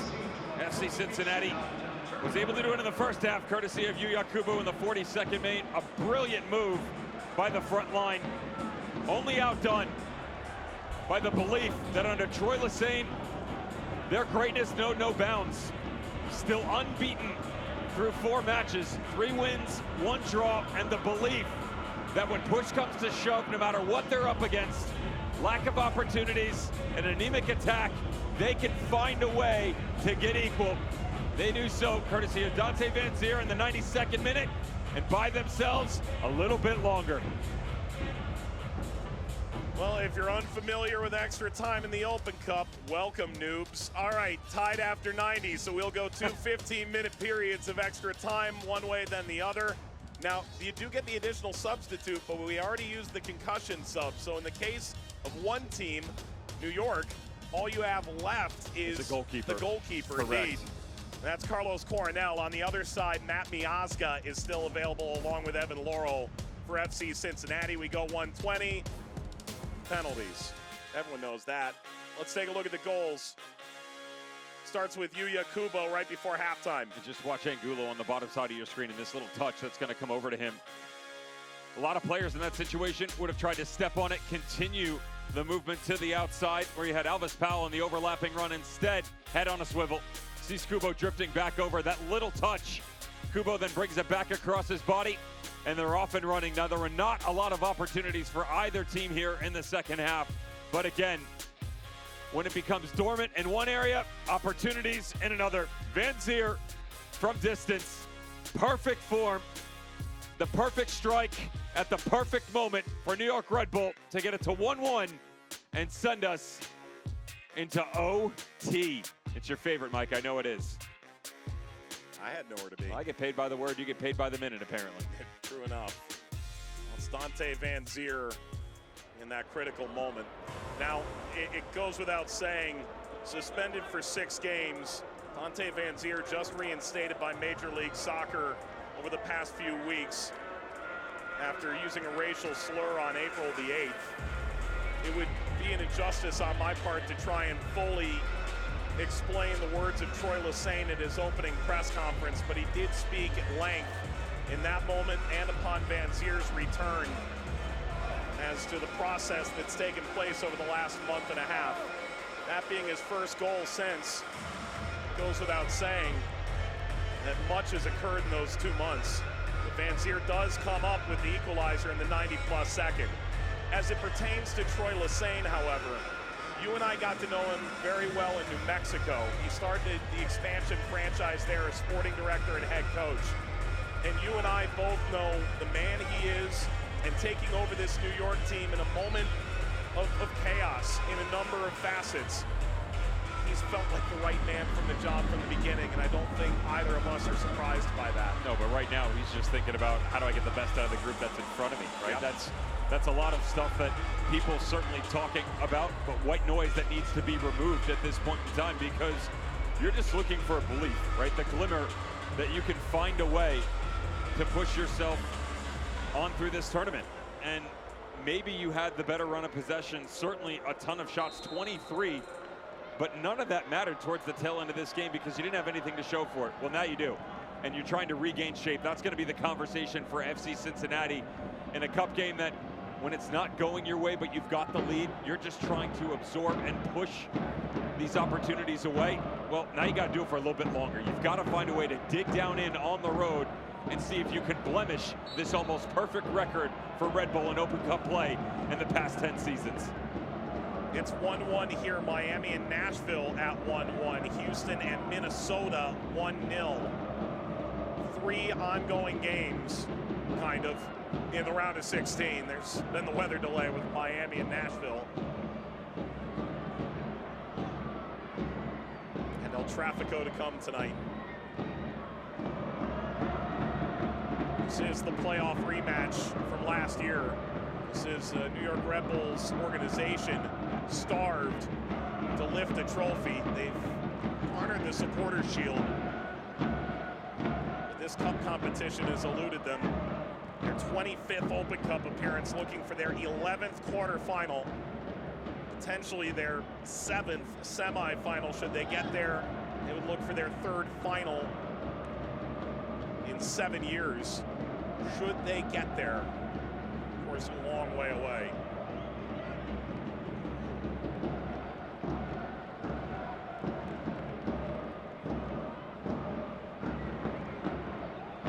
Deflects through toward Baji.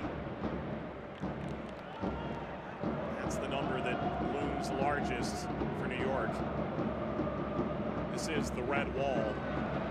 Nobody is broken through. Without the help of penalties, all the while Cincinnati, they've been 1 through 3. You talk to the coaching staff there, and whether it's Pat Noonan or members of the front office, they go, we've been around the top last year. And an acknowledgement that players are well aware that they're 5 points clear atop the MLS standings.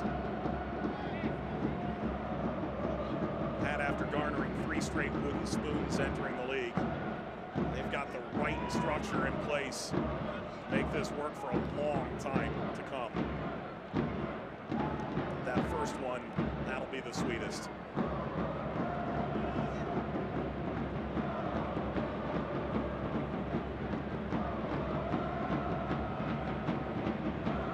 Tolkien for Mara.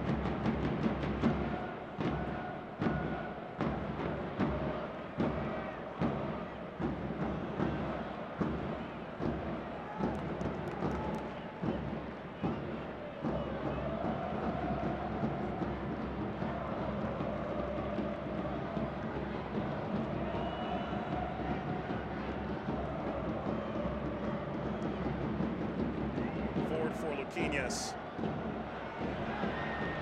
Valuable returner, Manuel. Luquinhas, sliding! Nothing. That from Apononu. Lights flashing in his eyes. Tolkien is down as well.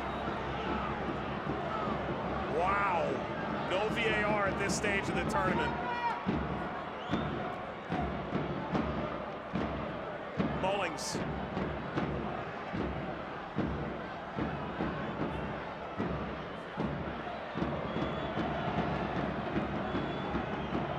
Caceres. He floats this out.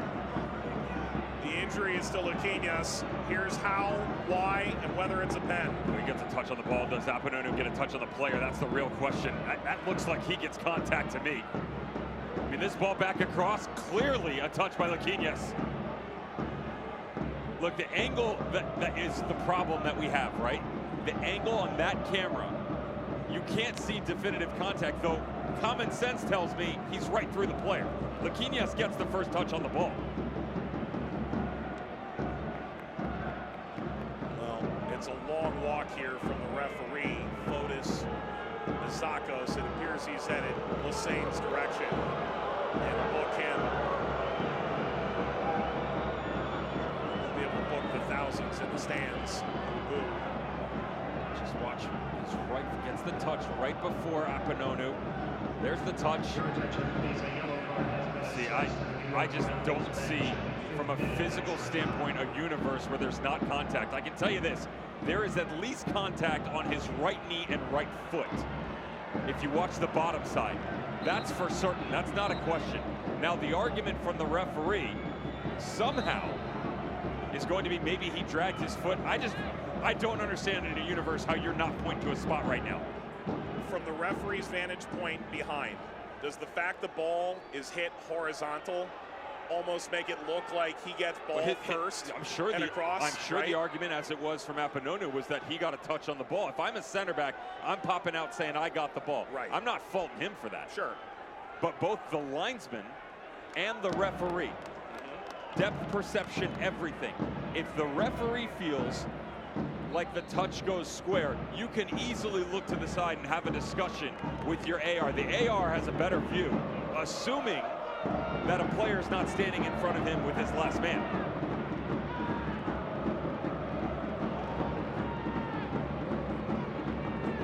Well, it's lost to the sands of time. Now we get to look. He does not.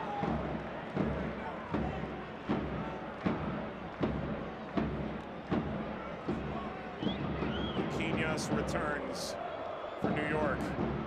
Came on late in the second half, and what a spark he's been. Mullings as well. Even Manuel. The Bulls have made pretty effective changes. How much Cincinnati wishes they had Brandon Vasquez, just as New York wishes they had Amir Fernandez. Neither available tonight. Gaddis strolls away. Montreal put it in play in a moment's time. They're just trying to calm it now. The game has Just to pass that just a little bit, settle things down, the changes. You've still got a ton of talent on the field. If you're FC Cincinnati, a mistake that has gone by the wayside, I'll be happy with that. You still have to try and find a way to get control and let the emotion supersede what's going on the field of play. Don't let it. It's Montreal.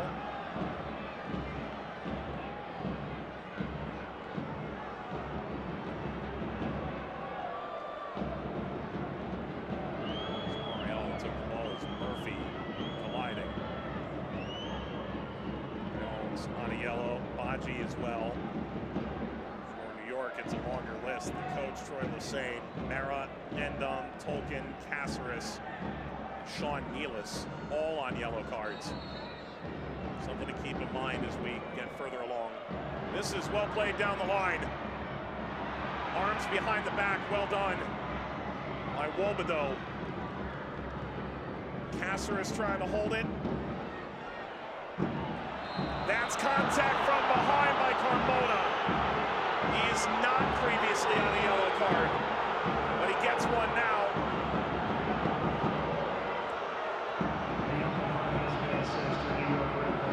There are now 6 Red Bulls on the field on caution. Let's be real clear, there certainly is contact, but this is a really clever play by Barrial. Watch him actually slow up just in front of the player. Right here, cuts in front, just drags his leg a little bit. Recognizes the fact that doesn't really have any running mates over the right shoulder. Slow to come into your picture. Gaddis trying to cut to the interior and pick up the speed of play. Mara sends a missile for Luquinhas. Long run for Wobedo.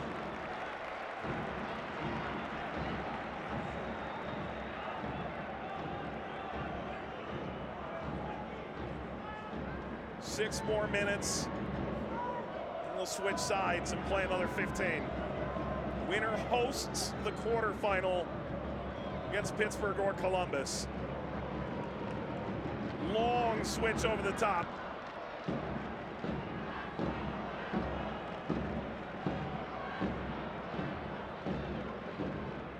Murphy poked it away. And this is an attempt to chip Mara. At this point, Mara is a wily veteran, 32 years of age.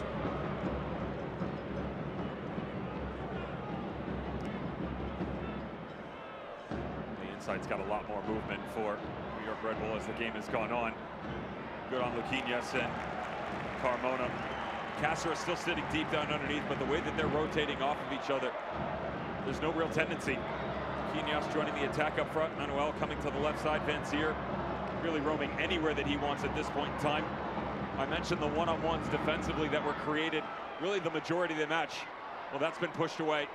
The overall argument right now is just trying to figure out where the next run is going to come from. If you're FC Cincinnati on the defensive front. Red Bull pulled level in second half, stoppage time. Corner deflects up, Mullings floats, settled, Nealis, turning shot, Vanzier. Offside.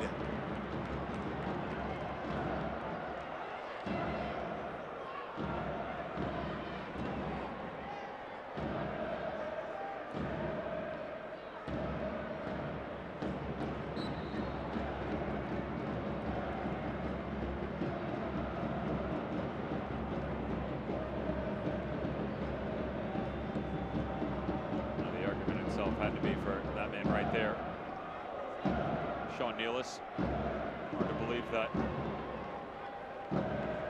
goal scoring threat like him would get caught in an offside position. That might be a first. You gotta have a little fun. 102nd minute, right? It took the boys a little bit longer to get going tonight than we would have liked, but sparks flying now.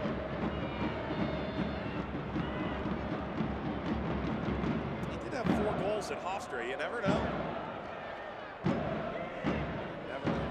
Love to get this man back into it. True enough.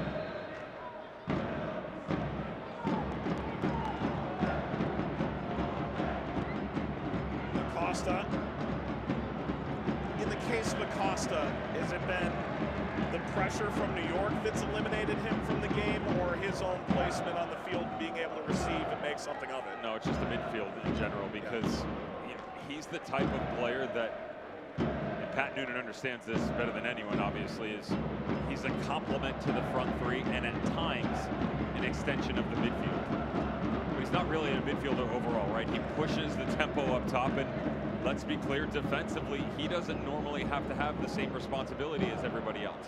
So he floats all over the place. But that's when you're really running with three. You've got two strikers as the focal point, and then he operates somewhere in the gray area around them, right? Tonight, he's one of those main points, or at least that's the plan for him coming in. And whether it's Yuya Kubo or Dominique Badji, that relationship overall in that pairing hasn't exactly gone to plan, but even when he comes underneath, the shape is different overall, as Red Bull has changed their look too. So now they've come too high, sometimes three. Your guys defensively are tracking, you lose your shape, so then when you start to go to build, there's no connectivity. And Van Zier leading through Luquinhas. He got held off, Van Zier puts it up. And that's a foul from Elias Manuel.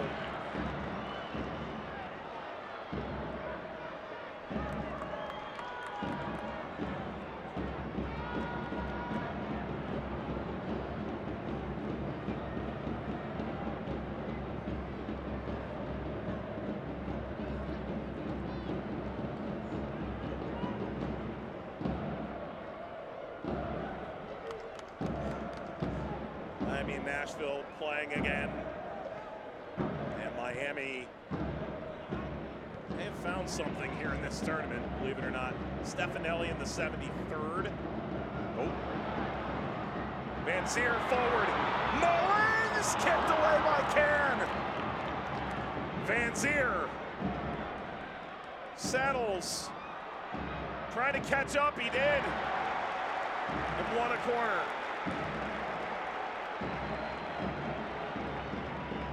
Really good save by Alec Cannon. That's the vision here from Tolkien. He's actually trying to spray it all the way to the backside, even with the drop down underneath for Van Zier, but good on Avante Mullings. There's the legs we talked about, his ability to get forward in the attack. All the while from Can, kick save and a beauty. Tolkien. Can. Enough.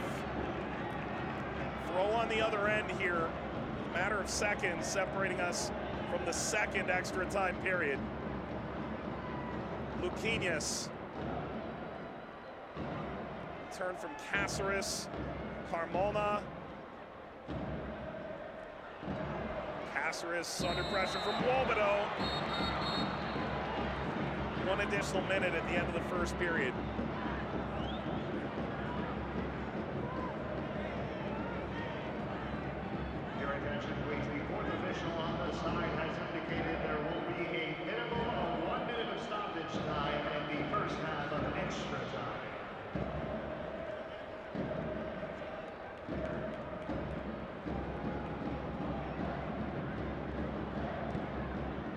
Cáceres.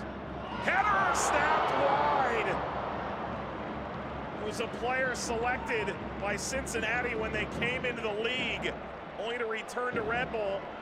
Looked like Hassan and Dom. Not up to knock it down. I couldn't even believe he got on the end of this. Watch the run just behind him. There's Mosquera and the mark that he has. They're both tracking back, but Ndam, much better job of contorting his body to even get a head on this thing. 9 times out of 10, FC Cincinnati player on the tail end of it, or a half-hearted effort that's pushed away. Instead, half chance, but the belief for both squads that an opportunity within the final 8 still remains, and 15 minutes to get the job done. Otherwise, 12 yards out.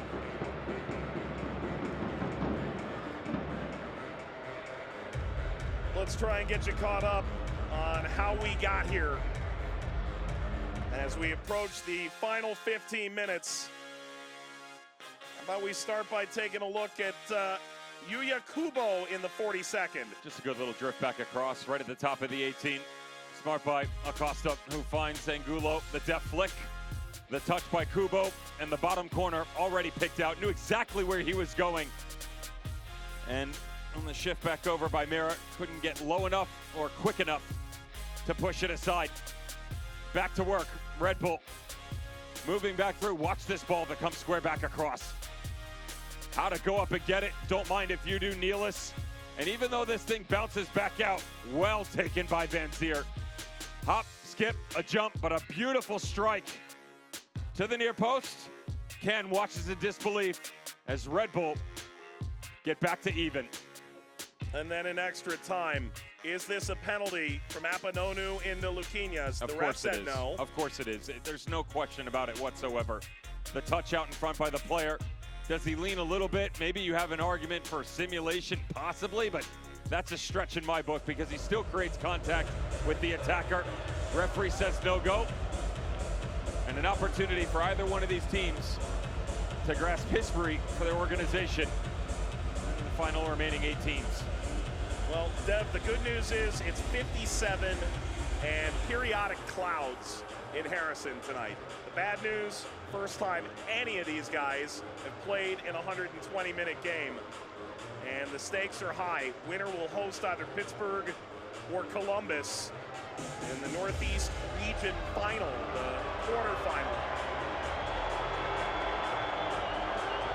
You'd understand if these legs are just a little noodly at this point. Well, that's one way to put it. Again, it becomes mind over matter in a lot of situations here where changes have been made for sure.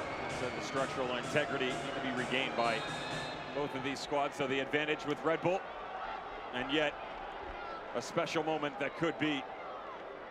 Can you push through that threshold and really get your body to another level you didn't know you were capable of? So we turn around and go again for 15 more minutes. See what they are capable of. Otherwise, penalties loom. Mara.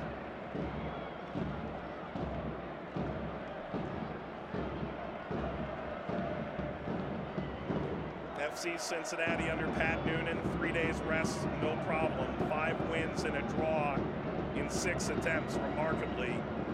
These teams in the midst, along with seemingly every team in Major League Soccer, the non-stop run of midweek and weekend games plastered together in this month of May.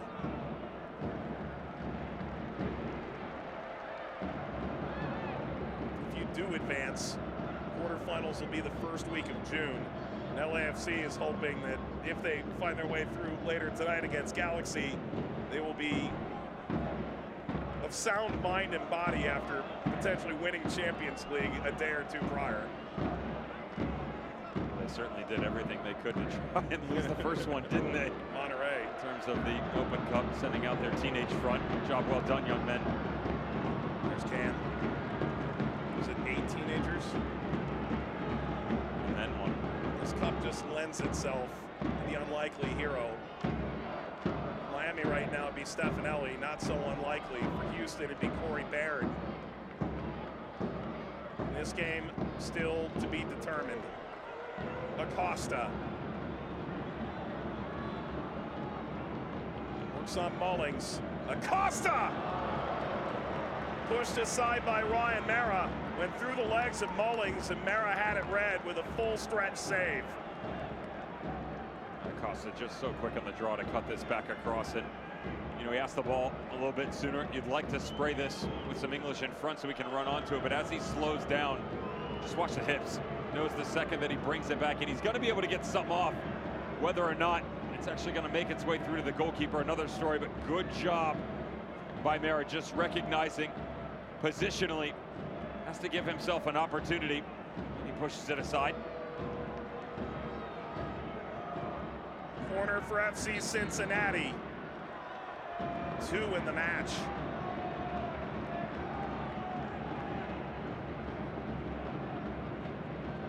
Nothing to show.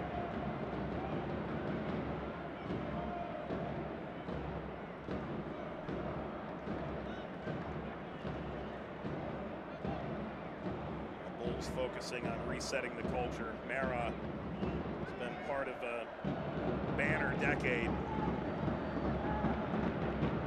at Red Bull Arena.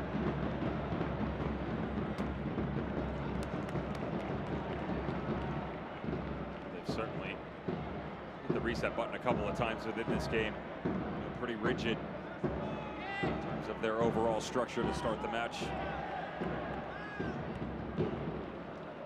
Sat in this four-back system with both outside mids, really struggling to get into it. They've changed personnel. They've gone to 2 strikers, 1 striker. They've moved Vanzier a little bit deeper. Now sitting the last 20 minutes or so. It's back 5. Really good swing points on the outside, though, that has allowed Tolkien and Mullings to get higher up in the field. Actually making something of this, and Vanzier need to come on with Luquinhas.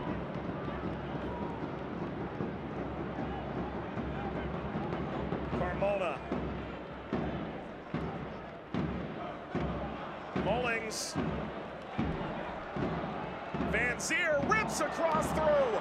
Tolkien can. Yes, he can.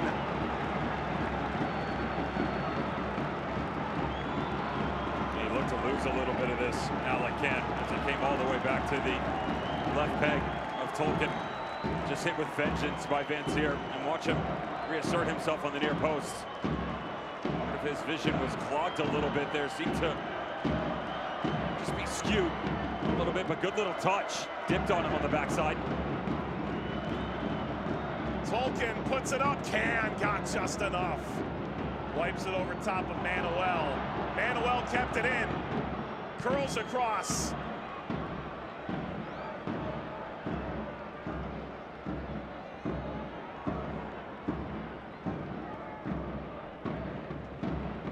Chipped along, away from Nealis. Nealis trying to get it away. His defenders are forward still.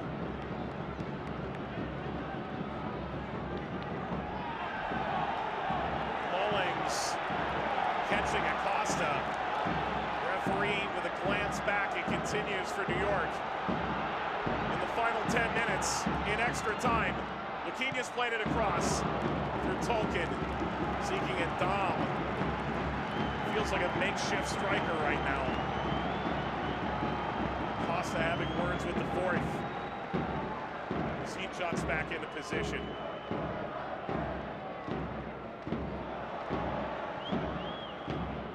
Service up, Vanzier.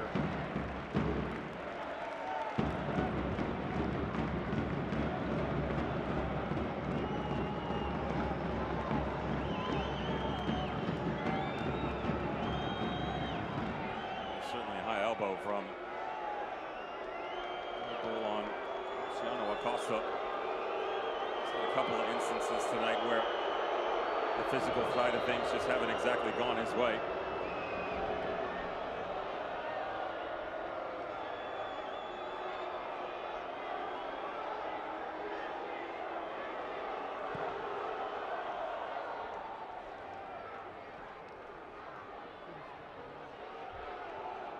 Manuel kept it alive.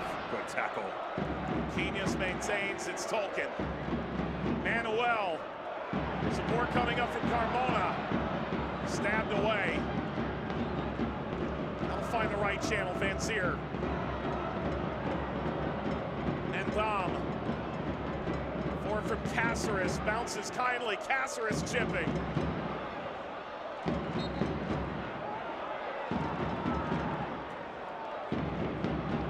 Costa's gone down the other way. Caught and Dom wrong.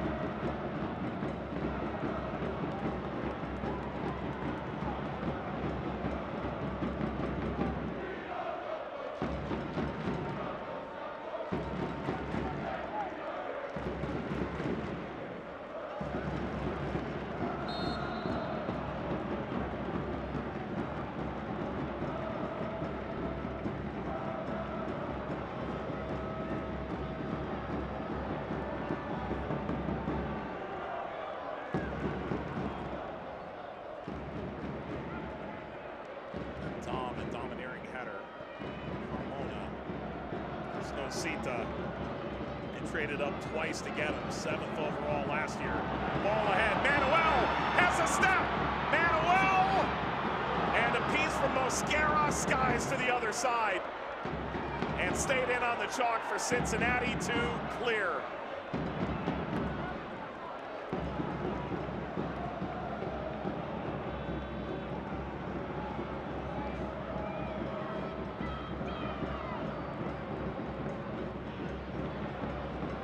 Mullings.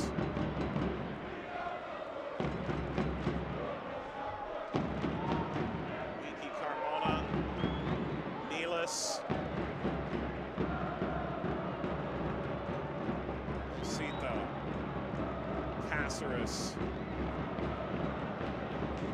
All wide, Tolkien.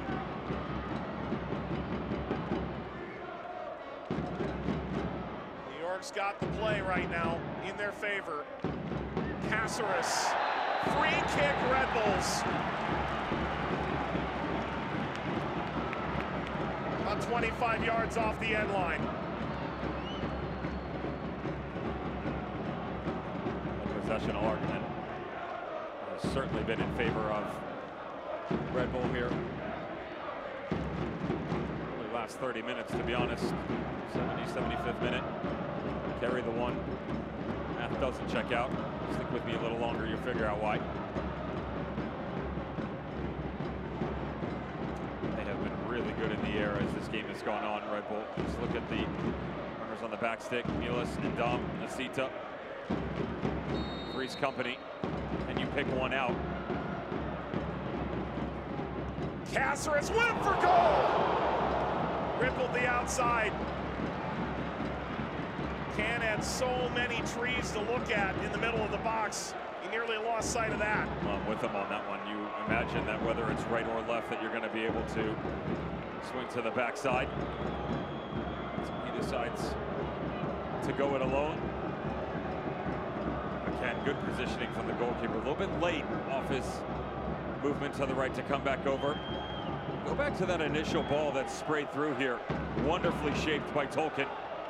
And this just comes down to incredible recovery defending. There's the little nudge, and then Mosquera, who has proven his worth for FC Cincinnati over and over again as the season has gone on. But tonight, in the middle of that back three, it is offside. Ripped off the post and back off of Can from Manuel. And Mosquera certainly stepped back, but there were a couple defenders back there. It's not to be. Yeah, it's on the young pro, Joey Appanonu. Watch the top right side of your screen. Just gets caught ball watching a little bit, and Manuel almost shapes this to perfection. Super close. Notice, just a little bit low. Got to maintain that high line. 2 out of the 3. Doesn't win the argument.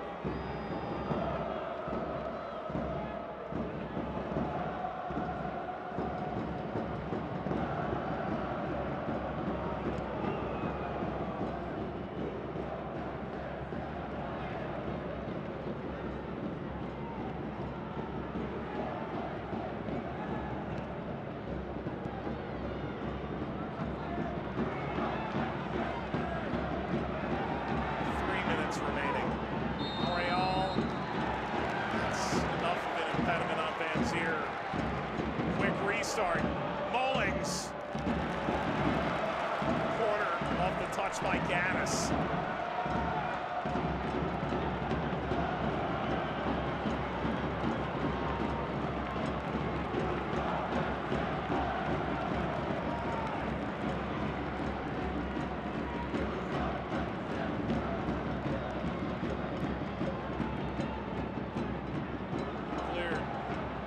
Costa.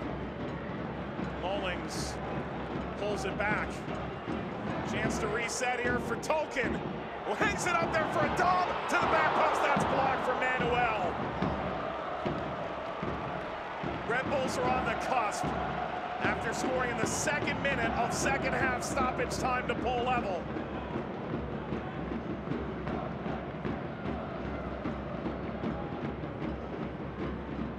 Caceres. There's Baji. Cincinnati holding on for dear life down the stretch. Yeah, they are buried in their own half right now, just trying to find any sort of way to push themselves out of it. Exhausted. When you're looking at everyone in a blue jersey 40 yards and in from their own net. Header down, taken on the line, Barrett's here!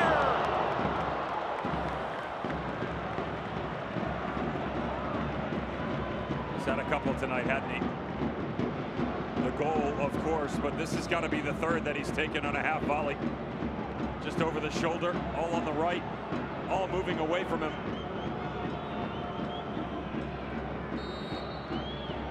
How's the confidence, Mike Hand, by the way, to pull up out of this save, knowing that he's confident enough that it's going wide. My hat's off to you, sir.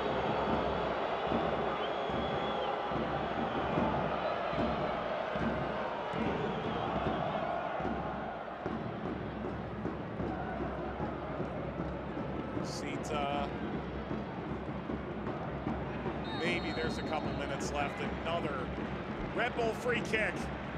And Dom is sprinting forward. Osita as well. That's a 6'8" player and a 6'4" player.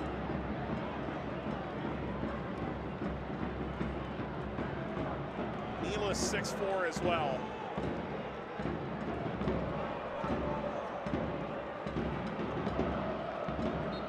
There's something glorious from Caceres. Apanonu. Osita. And that puts us within just a minute or so of penalties.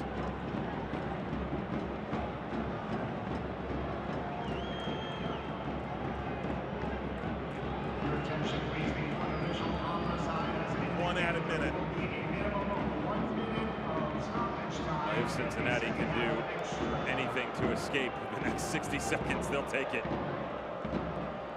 Really, since the 70th minute on, doing anything they can to stay in this match. Only one shot to show for it, an XG in the second half, and OT of .02. Only one shot to their name, none on target. Only 4 overall touches inside New York Red Bull's box.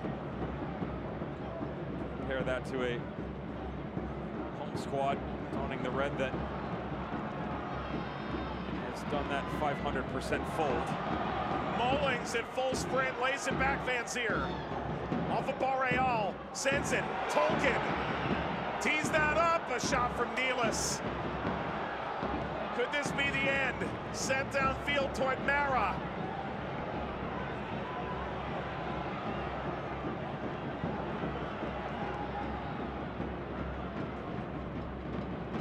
Header with Mullings chasing and crossing.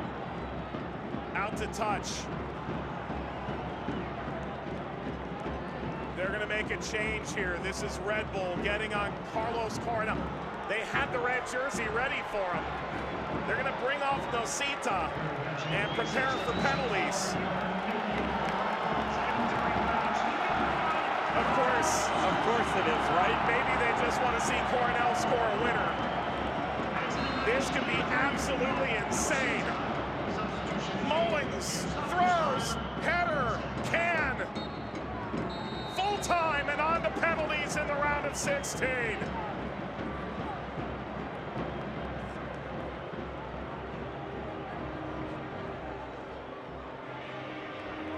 Late in the first half, Cincinnati through Yuya Kubo. With just minutes remaining in their Open Cup, Dante Vanzier for New York. Red Bull remains unbeaten in the Open Cup at Red Bull Arena. In Cincinnati, just one loss in now 16 games. We'll have to earn it from the spot from here. Notice the immediate reaction from Troy Lesesne going over. You have to imagine he's got an idea already of who's going to chase these 5 penalties. Do you feel comfortable? Are you ready? How's the confidence? And then on the other side of things for FC Cincinnati, Acosta almost a little defeated on the initial look. They had to do a ton of chasing at the tail end of that match.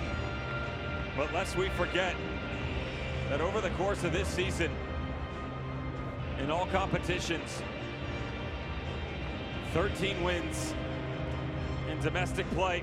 Look at the Open Cup victory against Louisville City on April 26th, 1-0. May 10th, NYCFC. It's 14 one-goal games or less, 11 1-0 wins, 7 shutouts. This team, better than anyone, Pat Noonan has ingrained into the DNA that even when it's not your night, can you find a way to persevere through and be great? And that answer still remains to be seen, because the end result right around the corner for one of these squads. Who comes out on the positive side? Cincinnati all-time 1-1 when they go to the spot in the Open Cup. It was Mitch says no. Is it now yes, Alec can?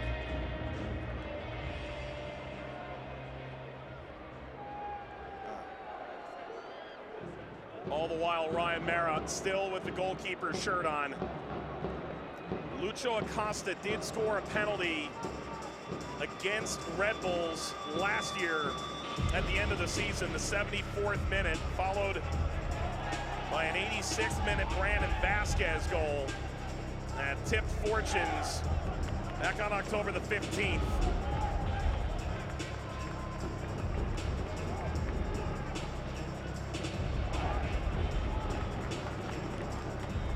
A coaching change, a tempest over this Red Bull team the past month and a half, and a plague of injuries. On the verge of their 11th quarterfinal in the Lamar Hunt U.S. Open Cup, nearly half of their appearances. Coin toss set to begin between the officials and the captains at midfield.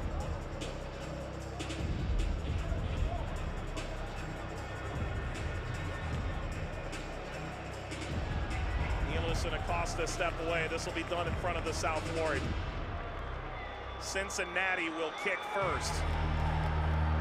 According to Transfer Market, Ryan Mara in his career save 1, concede 5 at the spot. Alec Can in his career save 3 of 18. And the only player to shoot on either goalkeeper involved in this shootout was the aforementioned Acosta make. Everybody angling around the concourse. It's not quite the running of the wall. Now let's not forget, Ryan Mara picked up a yellow card earlier in the match for dissent. If he leaves his line early, things could get dicey in a hurry, but they do have Carlos Coronel available to them as the last-minute sub. Yeah, if that comes into play, we're talking about one of the greatest managerial moves in the history of Open Cup play, just to cover yourself in times of need.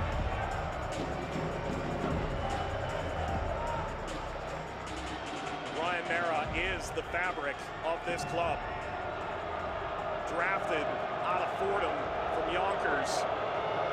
He'll go up against Acosta, the Cincinnati captain, trying to set the tone. Shades of the drama of 2017 on display. Acosta, a magnificent penalty, and Cincinnati scores first.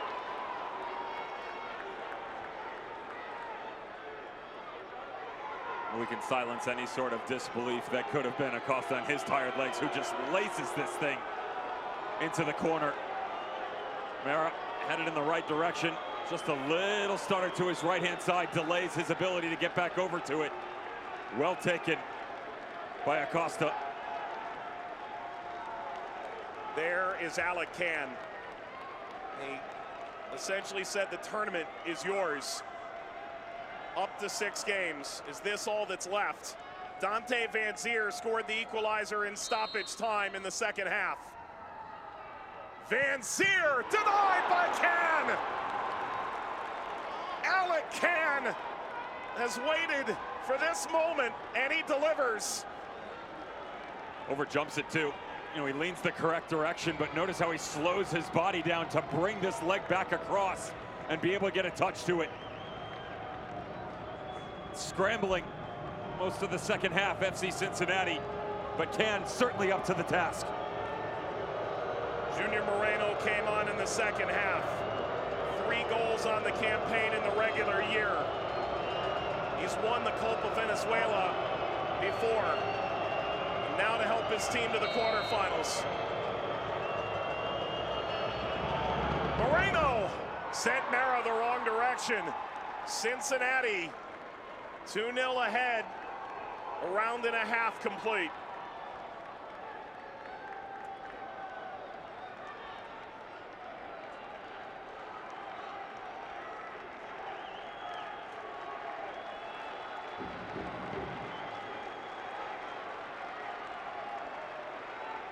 How good was Elias Manuel in this game? Twice a league champion in his native Brazil. Signed in January after a loan stint last year. Not quite must-have-it territory, but we're close.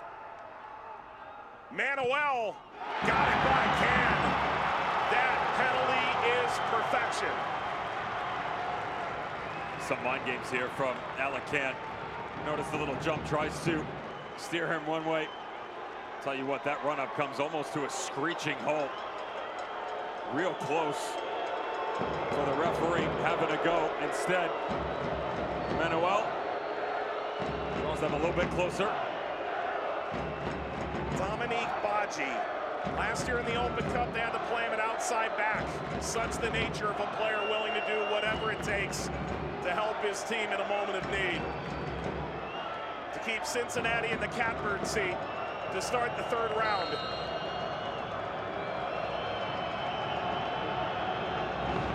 Baggi scores!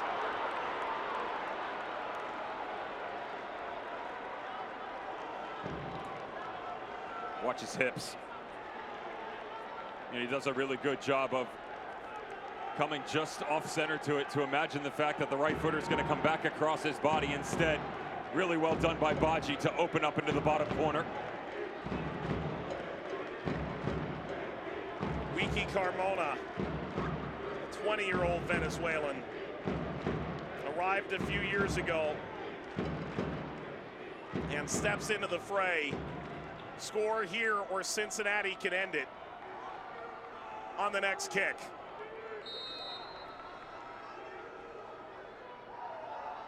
Carmona, with all the pressure, answers in a moment with Mara into the fourth round.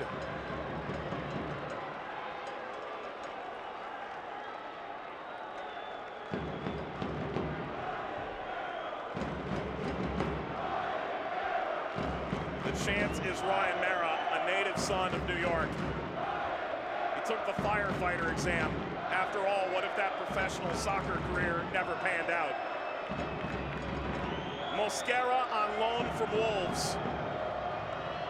Magnificent again tonight. Mosquera to put Cincinnati on the cusp. A touch from Mara, but not enough. And Mosquera has Cincinnati just one kick away. Yeah, he got a piece of it. Mara reads it the entire way. Again, that slight half step that he's employed all night long. Just a little bit off here. Brings him away, and then the spring, not enough. Mosquera, you mentioned it. Great all night, borderline brilliant for this FC Cincinnati back line. Score or it's over. Can end it. Christian Cáceres can extend it to keep Red Bull in the Open Cup. Cáceres scores, roofing it by Can. And one last gasp for New York Red Bulls on a breathtaking penalty. And just friendly reminder, the walk-off isn't even a good representation of the confidence. How's your aim? Big boy pants on with this one. Just head down, laces into the upper corner, lacking for nothing, leaving anything to doubt, absolutely not. Now Alvaro Barreal. You'll see all of those quads as he prepares to take what could be the winning kick. Is there something special? This is no longer David and Goliath. Cincinnati to move on to the quarterfinals in the Lamar Hunt U.S. Open Cup. Yes! Cincinnati go on the road, knock off Red Bulls, on to a quarterfinal at TQL.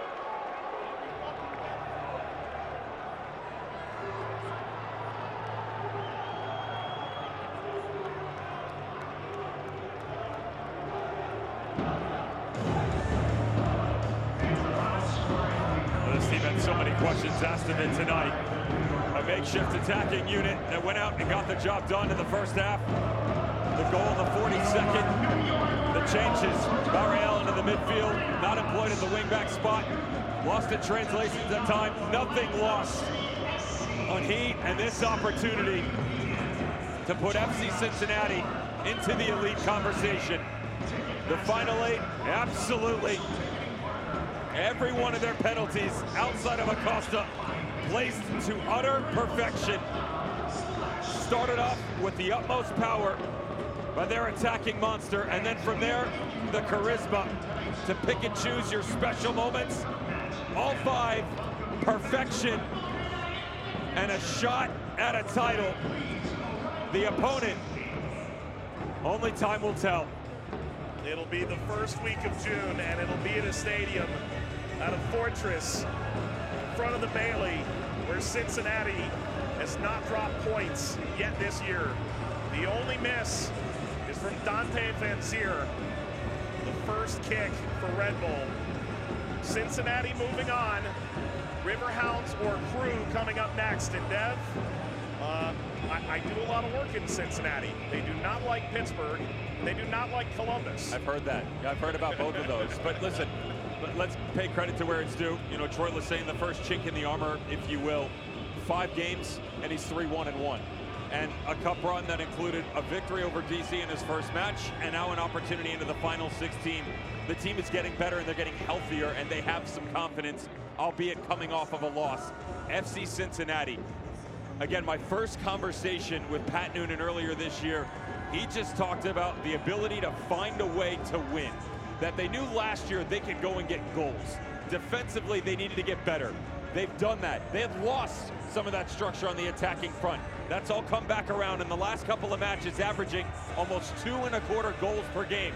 They didn't have that tonight. And yet, 17 matches this year, 15 games, a goal or less. They had 11 1-0 victories. 11. This team has the resolve. They've got the structure and the charismatic nature around them to go and hunt for an Open Cup title. Who they gonna play next? We'll find out tomorrow. That'll be Pittsburgh taking on Columbus. Could it be that Ohio derby? Is hell truly real? Time will tell. All the while, Cincinnati do just enough. Magnificent penalties when it mattered most. For Devin Kerr, our entire team, Mike Watts saying so long for now and thanks for watching.